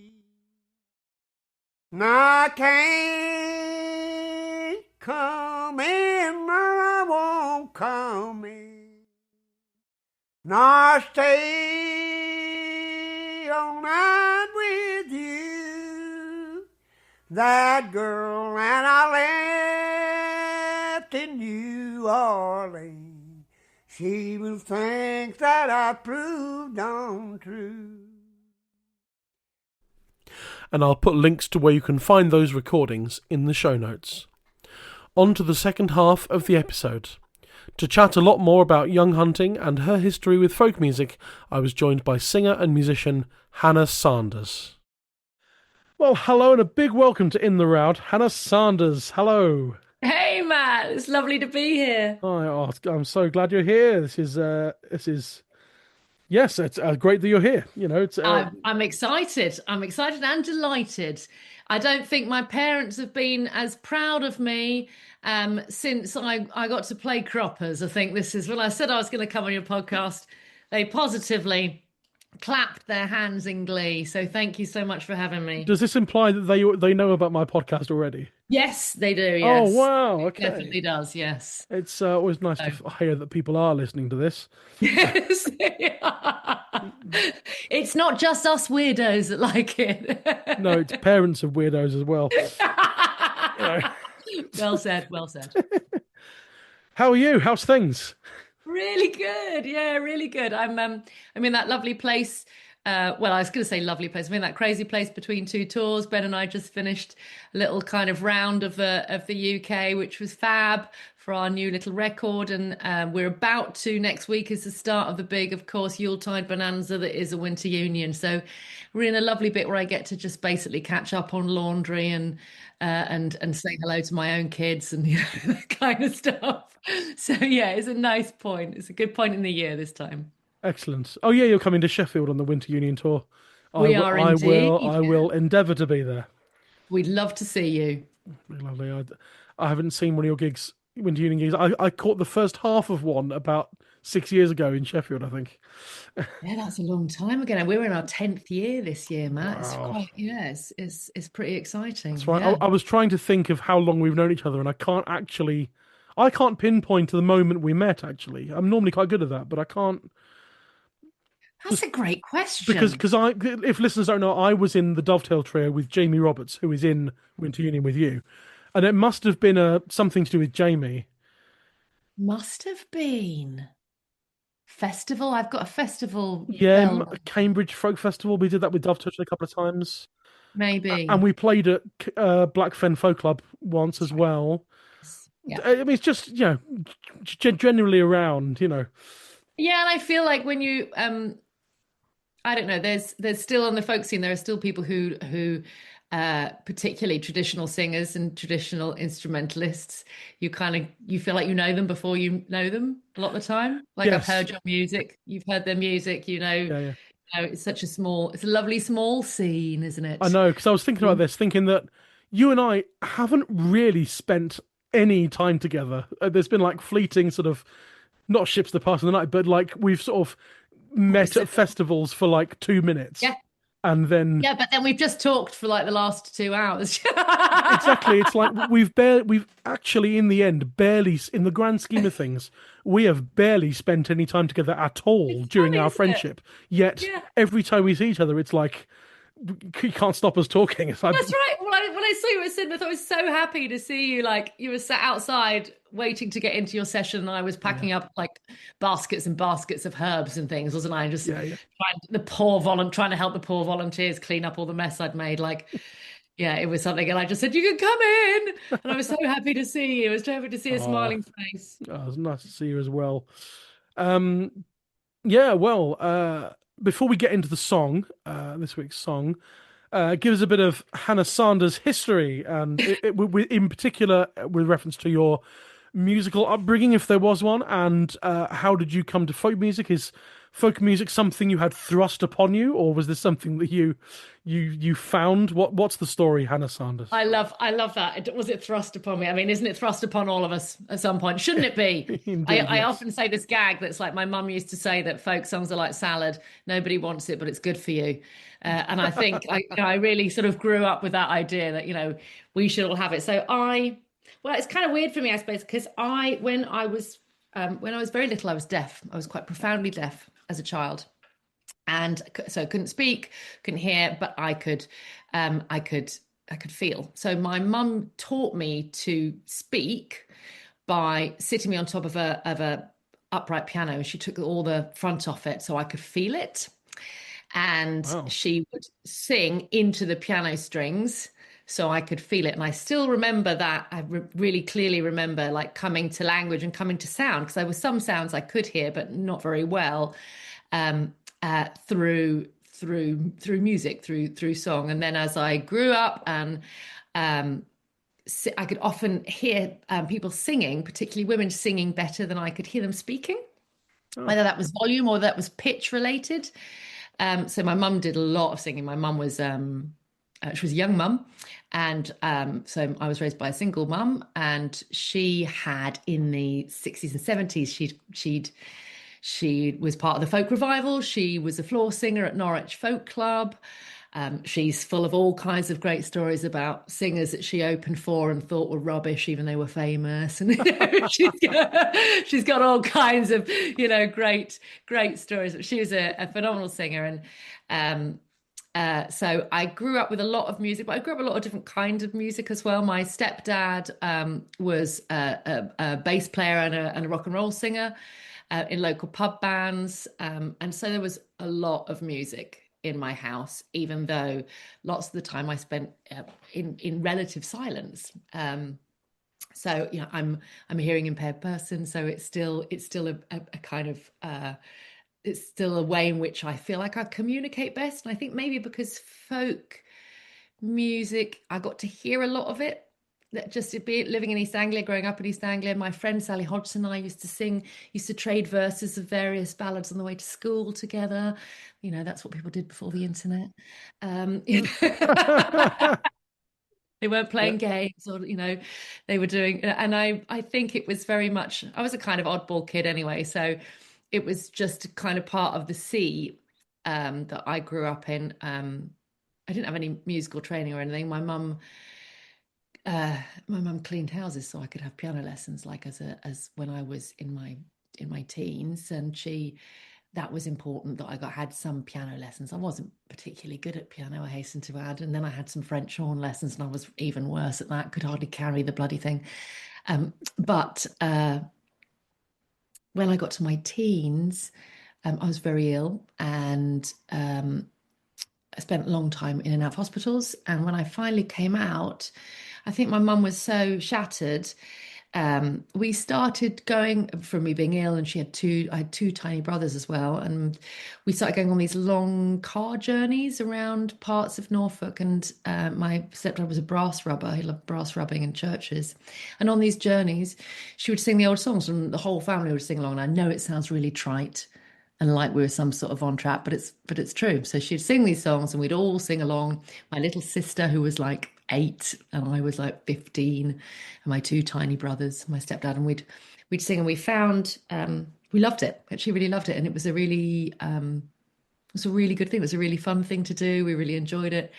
And then in a fit of insanity, my parents decided that they were going to sell up their house and buy a bus, and that we were going to take this singing family business in the bus and busk all over Europe. We busked in Norwich once, Matt, once before we did this. We left on April Fools, says so much, doesn't it? And then with a kind of, we converted a bus so it could sleep us all, and 6 of us went out, and from April 1st, we every city that we hit, we would sing English folk songs in 4-part harmony, whilst me or my stepdad or my mum would hold my baby brothers, and we'd have to be there until we'd made enough money. And then if we didn't make enough money, my stepdad and I would have to play English tunes on recorder and guitar to the tables. Excellent, excellent. And that was my like alternative finishing school. I was saying to my mum the other day, like, what on earth possessed you? And she said that one of the very first films she ever went to see with her grandfather was Cliff Richard. Summer Holiday. Yeah, I was about to say, was it Cliff Richard in Summer Holiday? It was. And so she said as a kid, like that was her idea of like what you did to have a good time. So she just sort of recreated it with her own, which I now think is amazingly brave of her to do. But so we had this period of years where we basically traveled all across Europe, busking in cities, and we got to go to what was then Czechoslovakia, and we got to sing all over. We'd sung all over Europe, and when we weren't singing, we go to sort of free galleries, and we got to really sort of inhabit spaces differently, and it was fascinating because it taught me a lot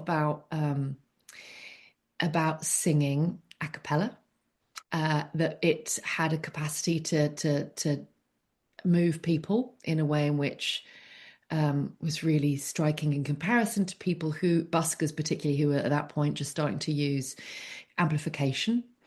But even instruments, even people who were busking with instruments just had a whole different effect on audiences who were choosing to stop and listen to you, choosing to throw a bit of money in your pot or not, as the case may be.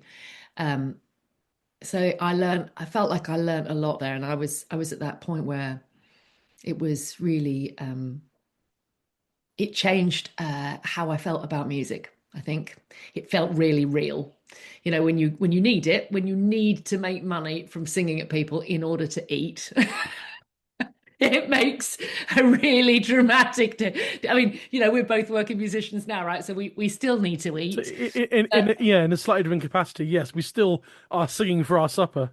Definitely, but it's kind of edgy when you're all reliant on each other as a family. Yeah, and you're also, you're reliant on the vagaries of the public to like it. So it taught me a lot about.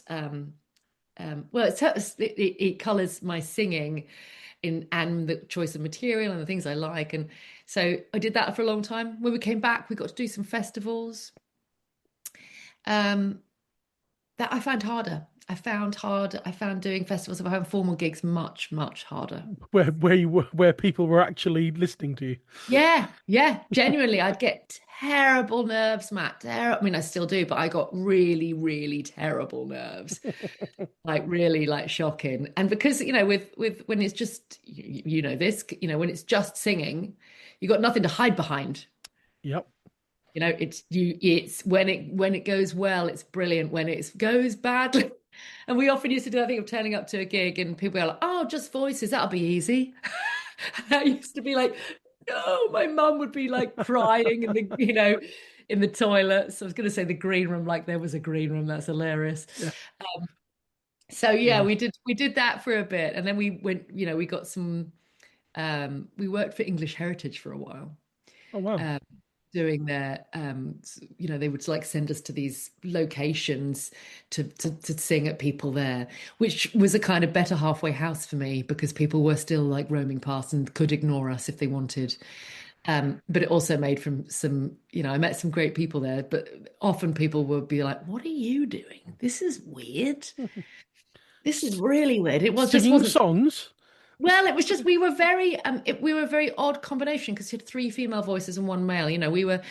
We were singing at the time when Coop Boys and Simpson were like massive on the scene in the who were like really, and the Wilsons were sort of dominated a cappella singing, right? And I remember doing a gig at Whitby with the Wilsons and just feeling like the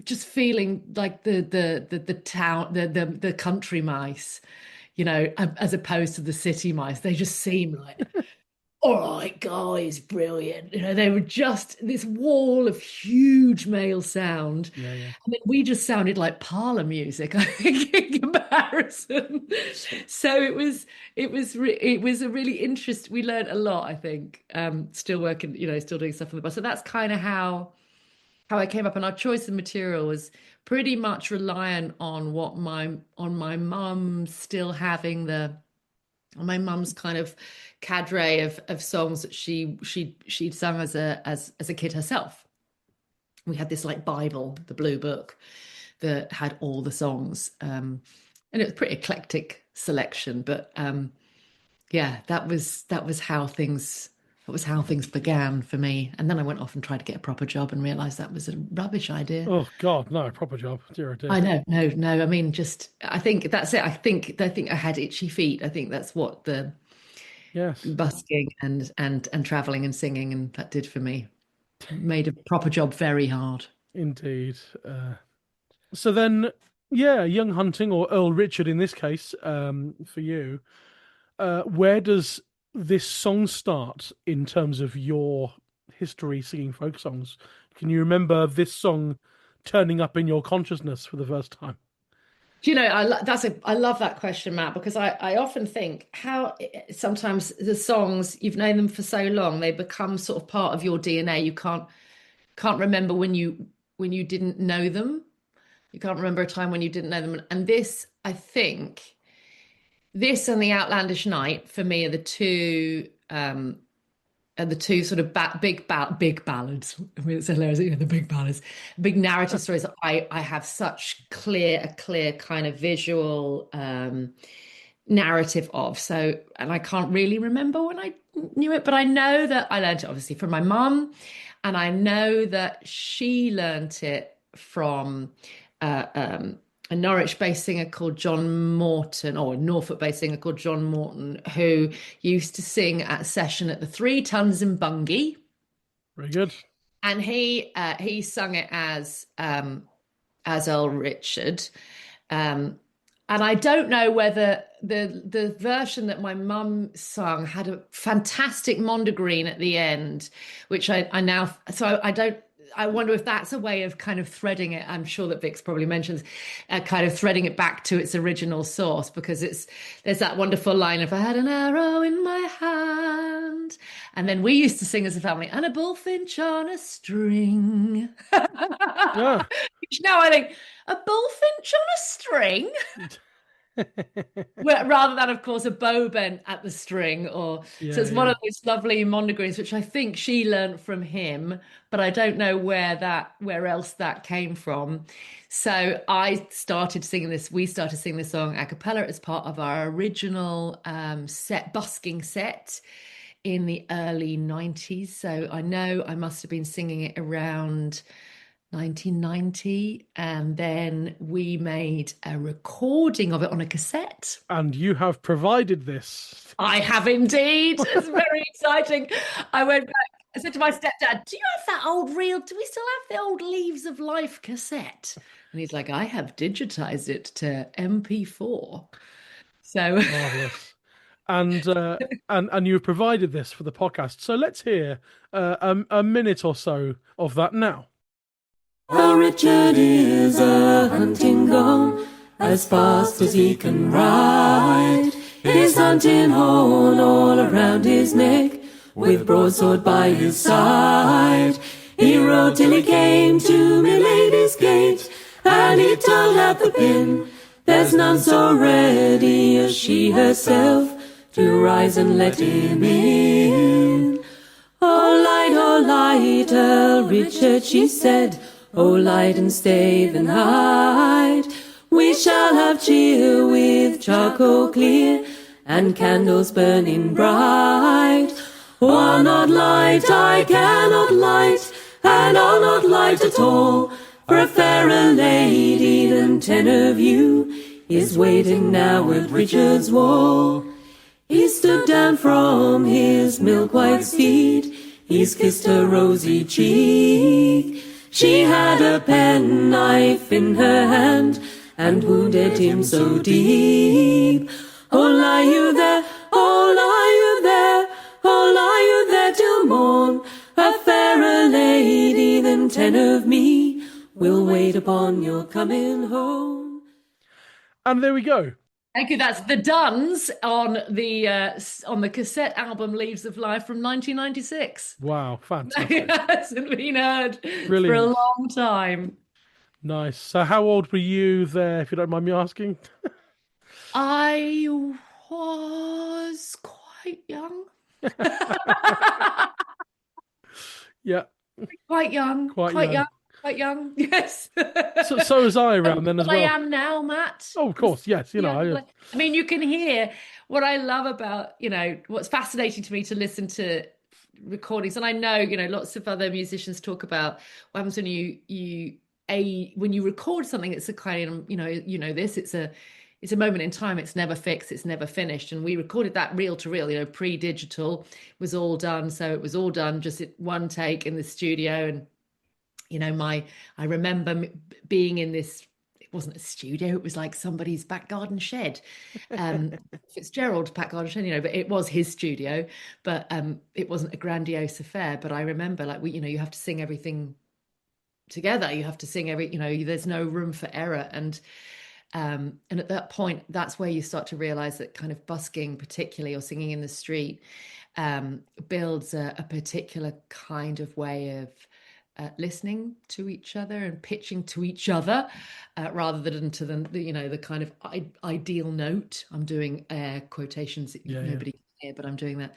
So that's when I learnt it. So I knew I learnt it then, and I know that we took it around. So it's sort of grown in me. And I think at the beginning, when I was first singing it, I was so struck, Matt, as one is when one is young, by the romance, that the romance of the story of this, of this, what I always imagined to be a handsome, gallant man, turning up to his lover, obviously, perhaps a lover that was unknown, and her making this offer. I'll light candles. I've got a nice meal sorted out. Let's. And then him spurning her, and I was really struck by that. Along with other, obviously there's lots of uncanny elements in it, which I love too. So I think when I was a young woman, that really struck me. Now, having recorded it for this podcast, which I loved, finally just get to sing it just to myself. It's only taken me 30 minutes. But singing it a cappella and recording it with Ben on our record Ink of the Rosy Morning, and a few years back, that you begin to, you realize it's grown with you, and you change your opinion about the protagonists, and you relate so differently. So I can't really remember when how long I've known it, but I do know I've known it long enough to allow it to change, for me to change my understanding of it. Absolutely. It's it's a thing, really. Things do, one never stays the same over the years. You change as a person, and then your attitudes about things change, and your opinions on things change, and suddenly you can look at something. Absolutely. That I have this with films. Hey, it's been 15 minutes and I've mentioned a film. And because it doesn't take me long, but it's the same thing with films. It's, I watched a film only last night that I could have sworn that I really liked, and I haven't seen it for a few years, and I watched it again and I thought, this isn't very good. What's going on here? Yeah. And so, it's just, it happens, It does, but I think what's interesting, and I'm sure Mike McCarthy said something along these lines. I think I've got a bell ringing that he said, there's something about the way in which folk songs make you look at your kids and think, where did this come from? Where do I come from? Where does, and I think, unlike you thinking this is a bad song, or this, I don't like this so much. There's so much room in these songs for you to kind of fill in the gaps differently. So you can read a big ballad because there's so much that's unsaid, as well as, you've got the bones of a narrative, so that you can build at different points in your life, you can build different points of relatability, I think, to loads of these beautiful old ballads, that they have room for you to, as an older woman now, I feel like I look at that and I feel the ferocious rage of the woman. I feel the score, I feel that sense of, right, is that right? There's a better one. And then I'm thinking, why does she have a penknife in her hand? Why does she even have that? What was she doing? Opening letters? Whittling a stick? What is she doing? Well, indeed, yes. Penknife turns up more often in folk songs than you expect. I mean, we've had quite a lot of Yes, penknives it's amazing that, isn't it? over the last 30 songs on the podcast with quite a few penknives. And yes, what are they all doing with these penknives? well, I think I mean, there's lots of answers, but one is a penknife was a pen used for creating pens, Yes. whittling down quills and stuff. But also, I think penknives were small and could be concealed. And I think that's a key part of why it's a penknife, is because they can be concealed upon your person. Absolutely. She just happened to have one upon her. Just happened to have one. For creating a quill, or goodness knows what. You're absolutely right. But those are, that's what's fascinating, I think, about the longevity of working with songs, is that you inhabit the singer, you have the opportunity to inhabit them differently and therefore kind of voice them differently. I think when you listen to the Dunn's version, it's plaintive, and it's at breakneck speed, Matt. We were talking before the podcast, like, how when you're busking your ballad, you can't linger. So I feel like all of my ballad renditions, and I know that when I was first working with Ben, he would be like, just give more air, Hannah, like just give some more space. Like, you do not have to basically like take the end of one verse and immediately abut it to the next. Like, you can take a breath there. Like, no, you can't, because people might walk on. That can't happen. So I feel like, trying to slow it down, trying to give it more air, trying to kind of give the protagonists a different sense of journey. Yeah. And then we as people have different opinions on things, in terms of, someone can listen to a song and see that in it, and someone can listen to a song and hear something else in it. Because 4 weeks ago on the podcast, we did our episode on the child ballad Child Waters. And it's in the middle of a string of child ballads, which is also a string of Roud numbers, because Steve did them in the same run. Fair Annie, Child Waters, Fair Janet, and then Lady Masery or Bonnie Susie Cleland. Yep. And those were our most, and then those were our 4 episodes from this season. In that a lot of people, and as I did initially, quite naturally, I suppose, is that on the face of it, they are about men being absolutely awful towards women. Yeah, as so many songs are. I can't get away from that in a way. But in those ones in particular, it's quite vindicative in a way, the behaviour. And Child Waters, you've got, I'm trying to cast my mind back now to previous episodes. You had, the guy, there's a guy and the woman, but I think she's pregnant, and he's like a lord or not, and he forces her. He wants to leave her behind and go off somewhere else, but she insists on going with him. So even though she's pregnant, he forces her to dress as a page boy because he wants to be with someone else, and he forces her in as a page boy to run alongside the horse for the whole journey.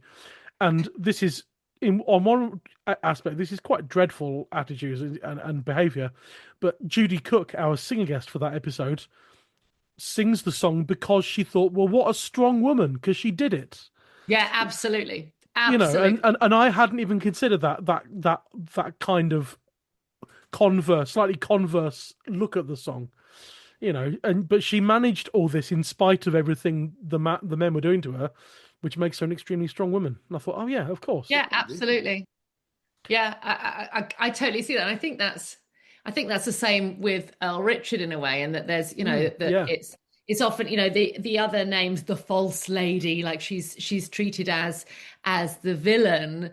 There's a kind of implication of villainy rather than actually thinking, hold on, this guy who's clearly her lover has turned up, and she said, come in, I've made something lovely for you. And he's like, I've actually got someone much better somewhere else. And I mean, why does he tell her, number one?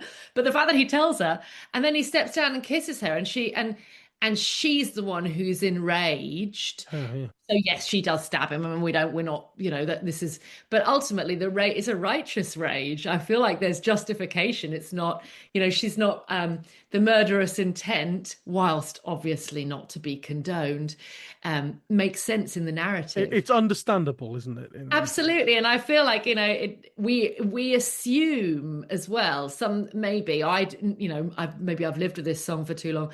I assume perhaps this wasn't the first time he has been quite so underhand, or he's been quite so callous. So there's maybe that's why she has her penknife on her. Maybe. And that's why and I often think that the role of the bird, we've got this wonderful, as we have in so many of these charts, we've got the bird, which the talking bird, yeah, the talking bird, the whether it's an example of metempsychosis, or whether it's the lover returned, or I like to think it's the kind of it's the voice of moral society, isn't it? He's the moral arbiter. That's exactly what Vic Gammon was saying earlier. Talking birds, for him, he reckons that it's more about they are the a kind of they are the voice of the voice of reason, the voice of conscience, the Jiminy Cricket of folk songs. Absolutely, they are the Greek chorus. They're the they that's their role. They're all of us saying, "No, I see you." I completely agree with Vic there. We are of one mind, and there I think exactly like the Outlandish Night as well. Absolutely, exactly. And one wants to think. I mean, me particularly, I am often like looking for traces of the supernatural and looking for traces of the uncanny. But this is so obviously a kind of a moral. He's so obviously a moralistic symbol in this song. So it for me that almost brings into relief the kind of fierceness of our female protagonist here. Yeah. The fact that we're having to be told, no, you've done something really bad. This is wrong. You should not have. If I could, I would do to you what you have done to Earl Richard. Is moral society saying no? Please, a cautionary tale. Don't go around, even if your lover has jilted you, you can't just go around stabbing them. These are good life lessons, aren't they? Indeed, yeah. I think there's scope for an album of talking bird ballads. Definitely. Yeah. Yes, and it's interesting they're birds, isn't it? It's interesting that it's birds, particularly of all caged birds. Normally, I think as well. It's parrots, isn't it? Most sort of commonly found. I think it's parrot. I can't say carrots. It's parrots. Yes, a talking carrot. That's something else. Yeah, it's just. I think there's. I guess parrots were. I think were they the most common? I mean, I'm asking the open air rather than you. Were parrots? Are they the most common sort of caged pet birds? You think parrots, as opposed to budgies or no, I don't know, because I don't know whether or eagles. Yeah, I don't know, because there's songbirds were often caged, weren't they, and kept in Yeah, this is true. I once went on one of those like falconry days, and they talked about the capturing of linnets and the keeping of that ladies of high esteem would like to keep songbirds. So I don't know. I wonder whether the talking bird and of course some of the corvids can be trained to speak. Yeah. So I've had friends who've had magpies or crows that they've managed to teach to speak certain words. I don't know. I think it is fascinating though that there is a tradition in our there's a motif. We all love a motif. Yeah, that's right. In our folk songs of what seem to be caged or garden or kind of garden birds that are capable of exactly. I mean, are there any talking omnipresent cats? Are there any talking cats in these folk songs? I don't know. I don't think there are. No, I don't think there are any of it. I mean, there are. There's. I suppose you've got the appearance of other animals as not as moral. They're never as moral arbiters, are they? They don't have that role. No, animals turn up as not metaphors, but as we had this a few episodes ago in Fair Annie when we had Debbie Armour back on, and there's a thing where Annie says to her seven sons. You know, if I were a wolf, then you'd be the whatever, and I would kill all of you, sort of thing. And so Yeah. there's a Yeah. there's a lot of that kind of animal imagery going on. Absolutely. And like you have songs where like the Two Magicians Yeah. Or the Three Ravens, you know, have those beautiful songs where animals have a kind of metaphysical prowess, but they're not the kind of voice of conscience, are they? No. They're not the voice of society. They're not characters in the story. No, absolutely. I mean, and it's always interesting. I always wondered to what extent that translates into American. You know, this is an interesting song, isn't it? Because of its vast number of variants on both sides of the Atlantic, that it's done very well. You know, both here and in America, and it's interesting to me the kind of role of the bird, particularly, or of animals. You're right, as they move from here to America. Yes, Vic was saying that there's so many. It's certainly more widely found, this song, in America than it is over here. Yeah. Because there's no field recordings in England of this song, but America, it's all over the place. Yeah, there are, which is it's fascinating, that, isn't it? I mean, it's of the high ballads. I don't know if you can call it high ballad. I think it's a term that my mum used to use for the kind of, you know, ballads that have a kind of element of gentrification in them. There's an assumption of a royal personage in some way, but it is fascinating how they have how they spawn different versions that actually have often greater purchase in other landscapes than the original than the foremost. Yeah. I was just looking something up, and because I just thought of something. There's a version, and we'll come to recommended listing later on, but Chris Coe used to sing a version of this, one of the American Love Henry versions, which she learned from the singing of Frank Prophet of North Carolina. And in that version, instead of the supernatural bird, it's a human, it's just a servant. Instead of the supernatural bird, is replaced by a very human servant. Yeah. That makes sense. I think even Bob Dylan. I think my stepdad sent me a version that Bob Dylan did of Love Henry. Right. As well. So I think it's got even that far, sorry to say. Yeah, but I think and then I think does your version then stop at the bird? Because some versions then go on and you get the whole about the sometimes the dive, they're going to get the body from the lake, but sometimes there are some divers in the song, and they yes, I love that. No, so my version stops at my original version that I used to sing with the Duns with my family was, you know, if I had an arrow in my hand and a bullfinch on a string, I'd shoot it right at thy proud heart among the leaves so green. So that's the, you know, that's the cutoff point. I love all those longer. I mean, and also, you know, Matt, coming back to the, you know, that idea that the ballads had to be, you know, I learned them at a time where they had to be captivating enough to be able to keep an audience. Yeah, totally. And get the hat out, get it round, you know, move on, next, outlandish night, you know, lovely Joan, let's go.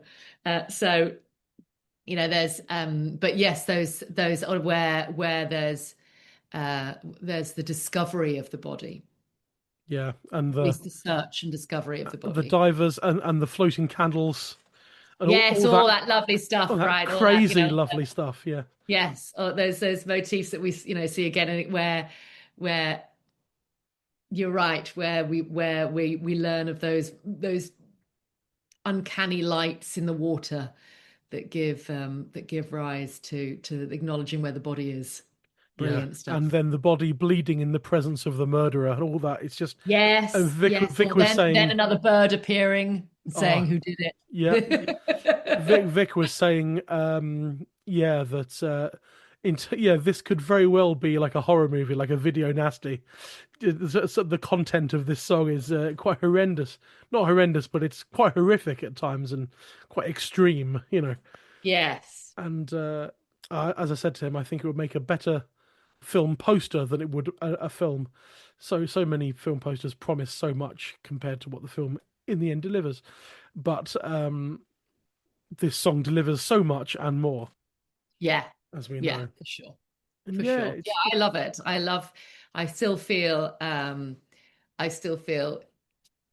moved by it. You know, we recorded it on Ink of the Road. Ben and I recorded it on Ink of the Rosy Morning, which was one of those records that we made during COVID.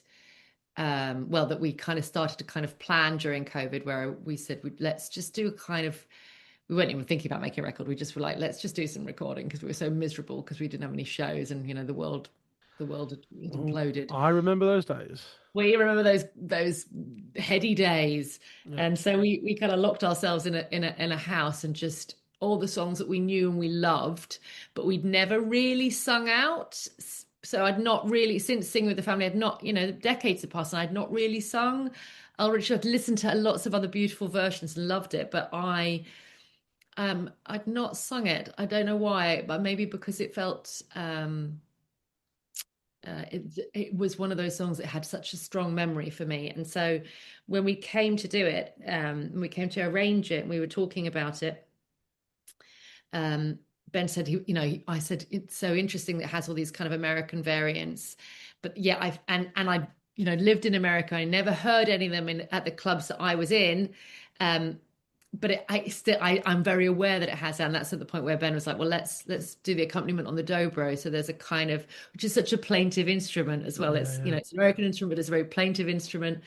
And so we arranged it just with a kind of a capped off to the fact that it had been, you know, it's one of those songs that has gone so far and done and lodged itself into the collective imagination of other cultures.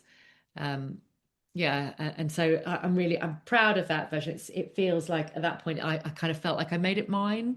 That's great. You know how it is when you do something with other people, when you kind of, you know, you move from performing a song with one band or with, you know, with your family in my case, to then sort of claiming or, you know, changing it enough so it felt like it was mine. And then coming to do this episode was really interesting again, to kind of strip it right back. And then in a lot of versions, after after all that ordeal with the stuff that isn't even your version, you know, the second bird and the retrieving the drowned body and then the body bleeding in the presence of the murderer, then you get the final sort of epilogue with the murderer, our female character, being burned. And, yes, you know, sometimes entirely. Vic and I were talking about, there was one version somewhere where I think she gets burned, but only her hands actually get burned.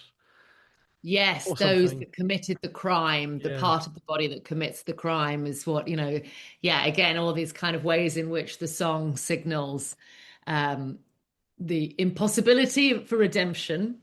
You know, there's the only way is allowing her to live, but without her hands. Yeah, without that which took the life. Yeah, absolutely. That's terrifying stuff. It is terrifying, isn't it? It's a sort of natural justice, isn't it? I find that you know, we see that a lot, don't we, in these songs, that justice is meted out by nature. Yeah. And that humans carry out the will of nature, that, you know, that seems fair. There's a kind of idea of fairness. Well, you took this, so we've got to take your life. You used your hands, we'll take your hands. You know, the same idea as, you know, people chopping a hand off if you a thief in medieval times, if you stole bread, you know, you had a hand removed. An eye for an eye. It's the yes, absolutely. There's a yes. Yeah. And I suppose, you know, that's it's a means of regulating social behavior. These songs, you know, they are ultimately, you know, I think about a lot of, I love, there's lots of murder ballads one gets to sing when one sings folk songs, right? Oh, yes.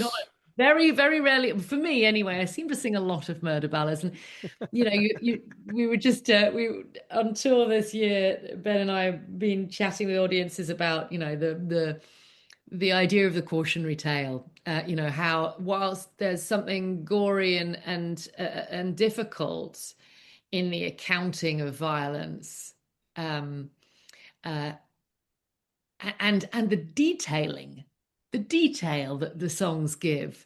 I mean, stabbed with a penknife, thrown in a well.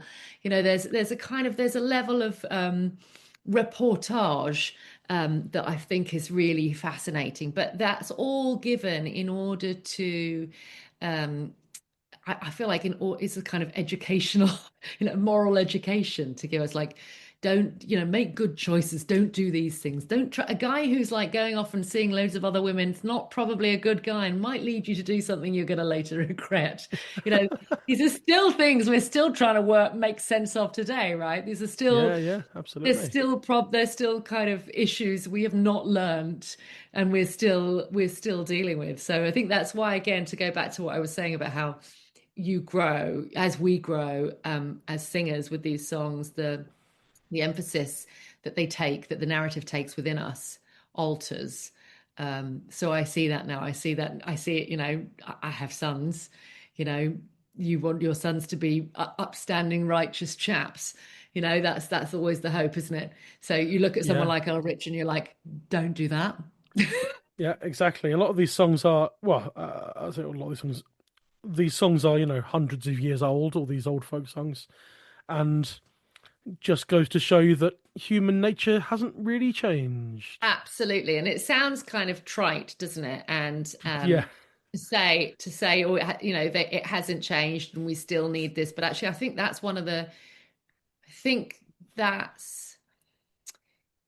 I'm going to use a big word here, Matt. Ooh. It's going to be a hippie word that some people are going to hate. So I feel like I need to kind of, Drum roll. That's part of the medicine of these songs. Oh, yeah. I think their enduring quality is because they have this kind of medicine, this kind of human medicine about how to kind of, how to teach us how to behave with each other, to teach us, the true meaning of sorrow, how to deal with your rage.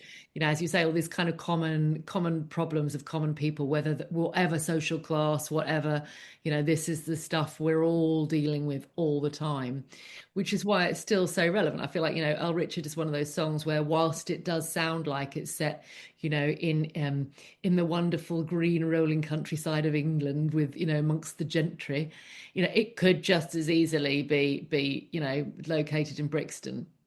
It's a common story. It's a really commonplace story. It's still relevant. Yeah. Well, a long time ago, I remember hearing someone singing, is it Locks and Bolts, that song, the guy locks his daughter in the basement because he doesn't like her boyfriend and that sort of thing. And I remember thinking, old story and whatever. And then almost exactly a week later, the news broke about, what was his name? Joseph Fritzl, the guy who locked his daughter in the basement for 40 years. Exactly. And I thought, oh, bloody hell, this song is relevant as ever in a way. Absolutely. Even if you think, the human nature stuff's there, but if you think the specifics of some of the events in these songs may be arcane or antiquated, no, they're not. No, they're not. Absolutely, absolutely. And I think that's where their power lies. I think that's why it's important that they're still sung. Yeah. I think that's why a cappella sing, just unaccompanied singing, particularly of the ballads, is very moving. I think something in us goes, oh yeah, I get this, I know this, I hear this. There's and that might sound a bit woo-woo, but I think it is part of the the power of them, their enduring. I mean, again, it's easy to kind of quote that wonderful bit of Martin Carthy when he said, these songs are big enough and ugly enough, they can take all manner of crappy renditions. I'm sure he put it much more eloquently than that, by the way. But they can take it. They can take stylistic. Yeah. They can take different programming aspects, but there's something enduring there's an enduring medicine in them that allows them to still be relevant. Absolutely. And on that bombshell, I think let's move on to some recommended listening then. I mean, if you check on the mainly Norfolk page for this, as we all do, it's quite extensive. I mean, this is been recorded by so many people, more than I expected. There have been some songs in the podcast that in my head I've thought, oh, loads of people sing this, and then I've looked and thought, oh, actually, not that many people have.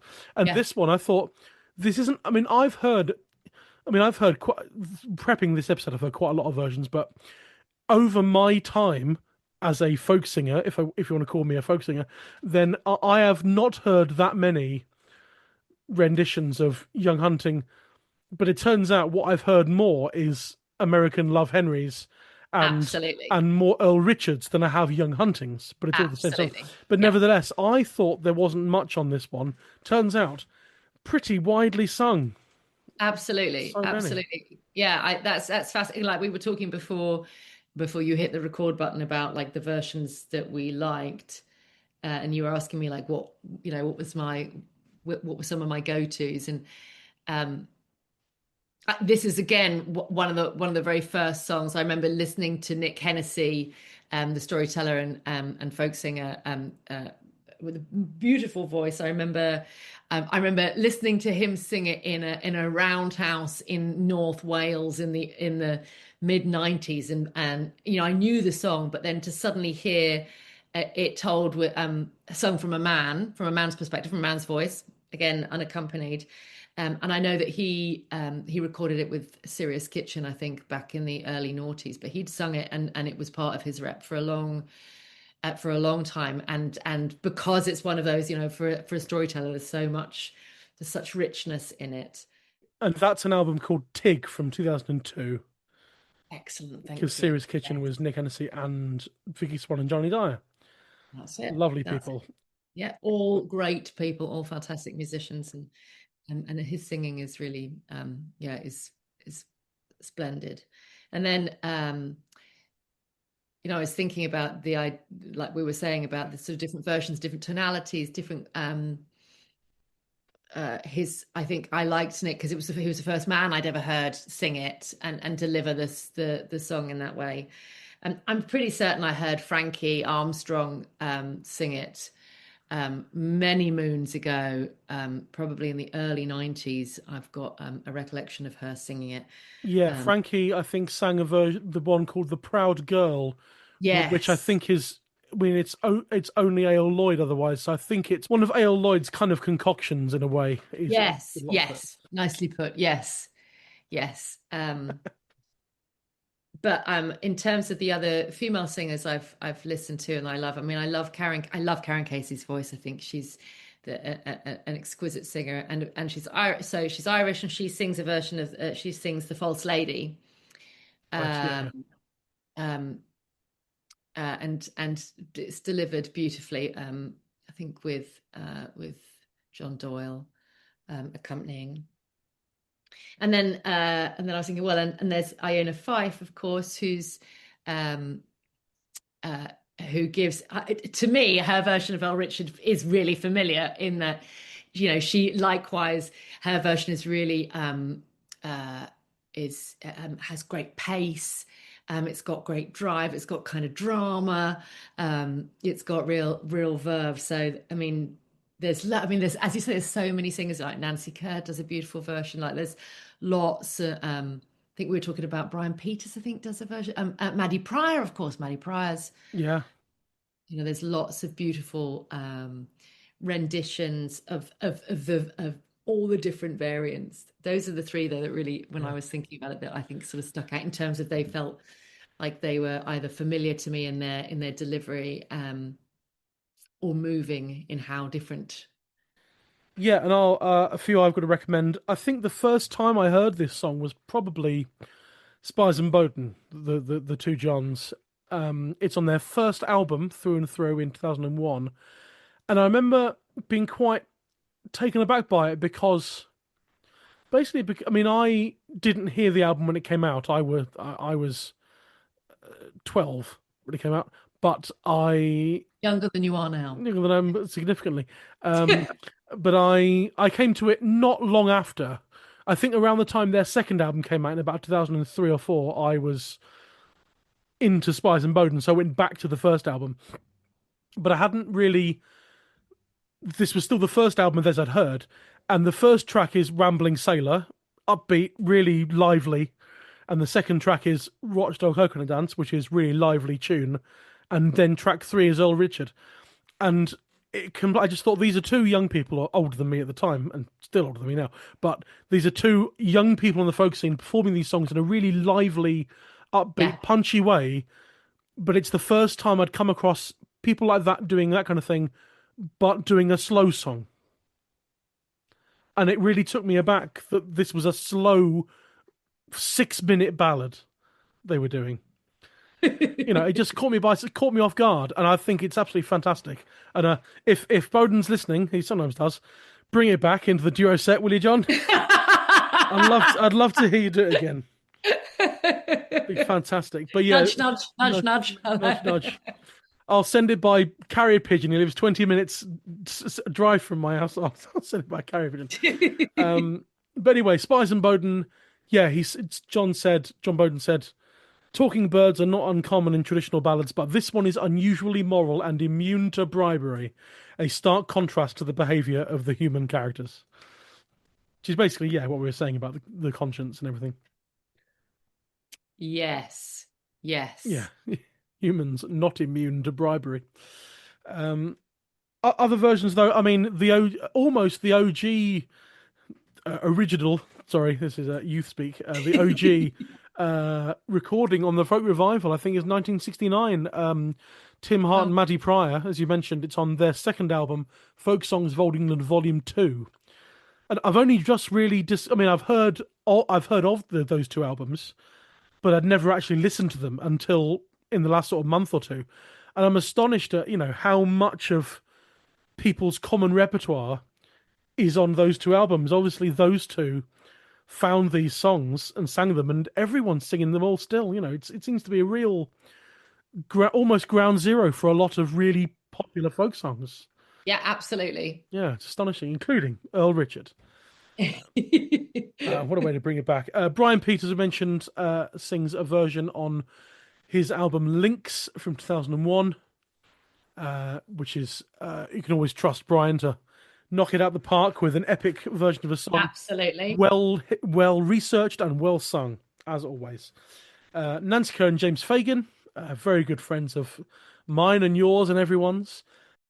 Yeah, their version's gorgeous. I think that's the early version, isn't it? That's maybe on their first. It's their first album, Starry Gazy Pie. Yeah, there we go. Yeah, which is, I think, from the mid 90s, which is about the same time that I was singing with the. Yeah, 1998, that one, I think. Yeah, that's right, yeah. But yeah, they're fab. American, Sarah Gray. Love Sarah Gray.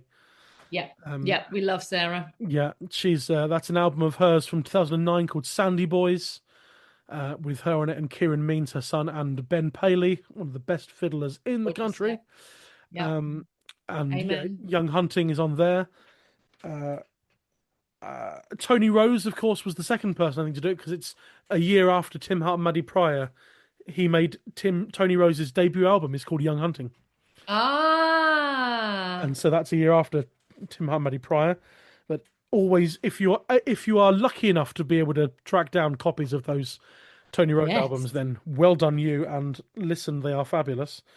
I mean, we keep going. There's so many. This thing. Yeah. Chris Coe, the much missed Chris Coe did it on an album. I think she did a Love Henry version, didn't she? I think. Yeah. Peggy Seeger, podcast guest from 2 weeks ago. Henry Lee on her Blood and Roses Volume 4 with Ewan McCall.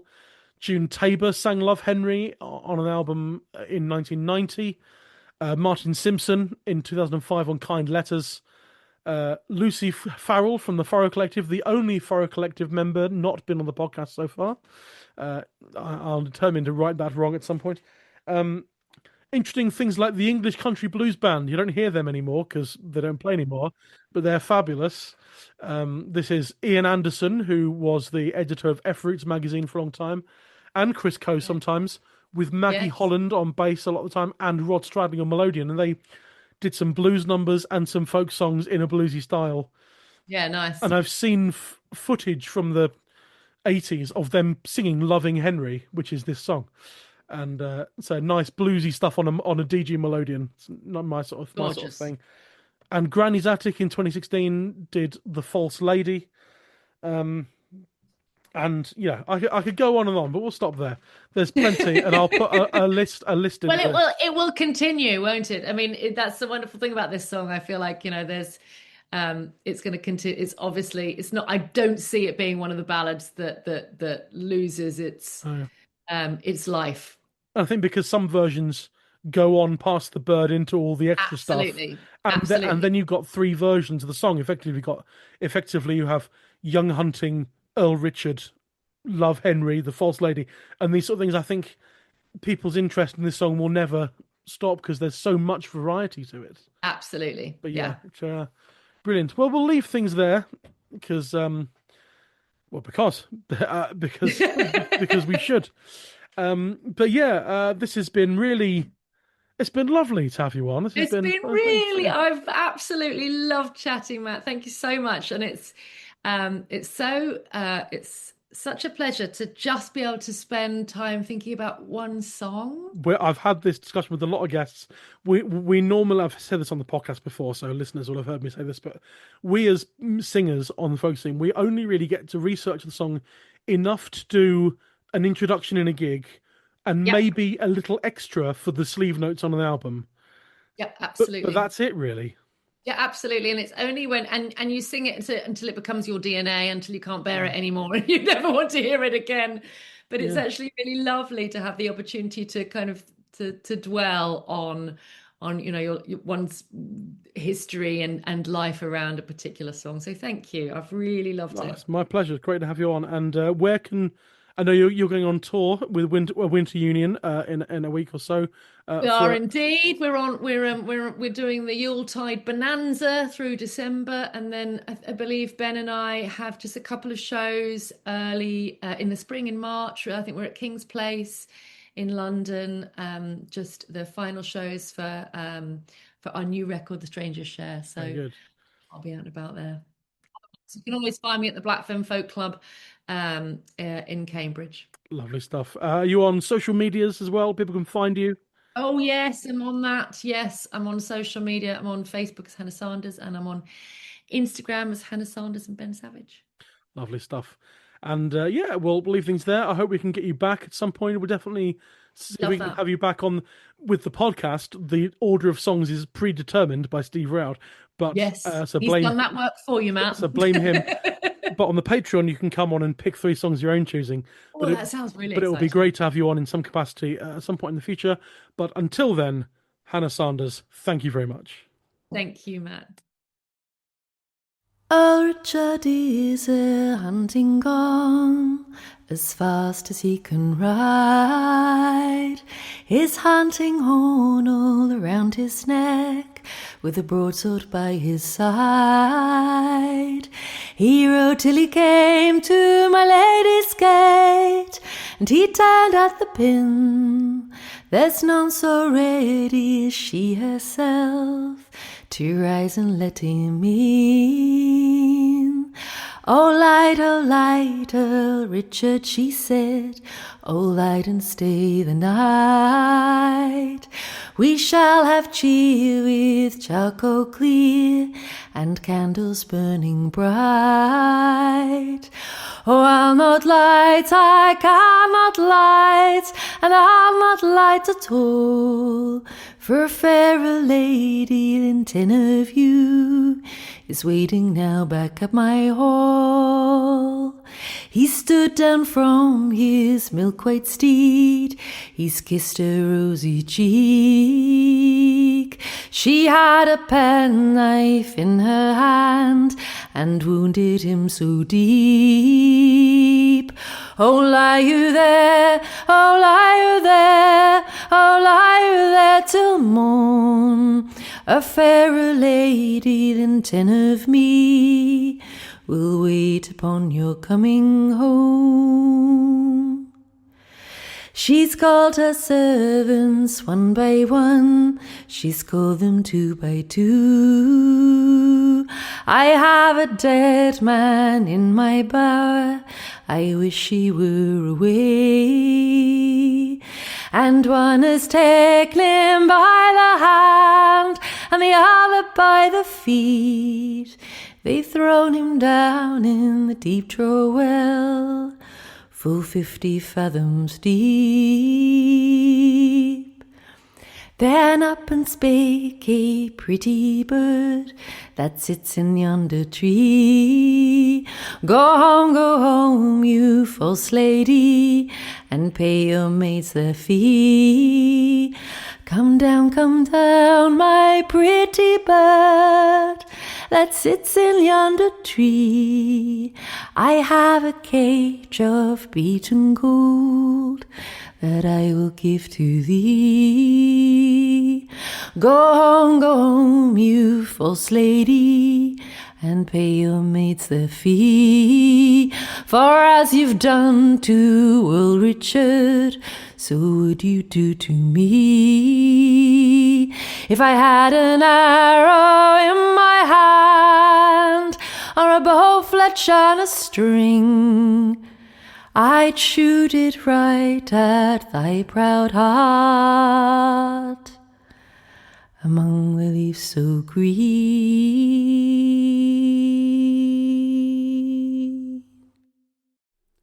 That was Hannah Sanders singing Earl Richard. And that brings us to the end of this episode. What did you think? What are your thoughts on the song? Do you have a preference between Young Hunting, Earl Richard, Love Henry, or any of the other titles? I'd love to hear from you.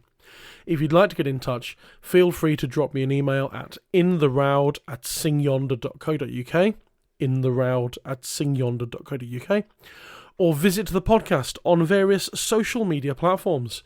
We're on Facebook, Instagram, Threads, and Blue Sky. Just search for In the Roud, a folk song podcast. If you are enjoying the podcast, I would really appreciate it if you would give us a little rating and review on wherever you get your podcasts from, if your podcast platform of choice allows for such fun things.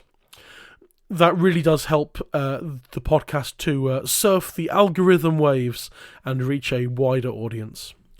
Over on our Patreon, we are now in the middle of our current Singer's Choice mini-season with returning guest John Kirkpatrick, but we're going to have an extended break before we hear his final song so that we can look at some other songs.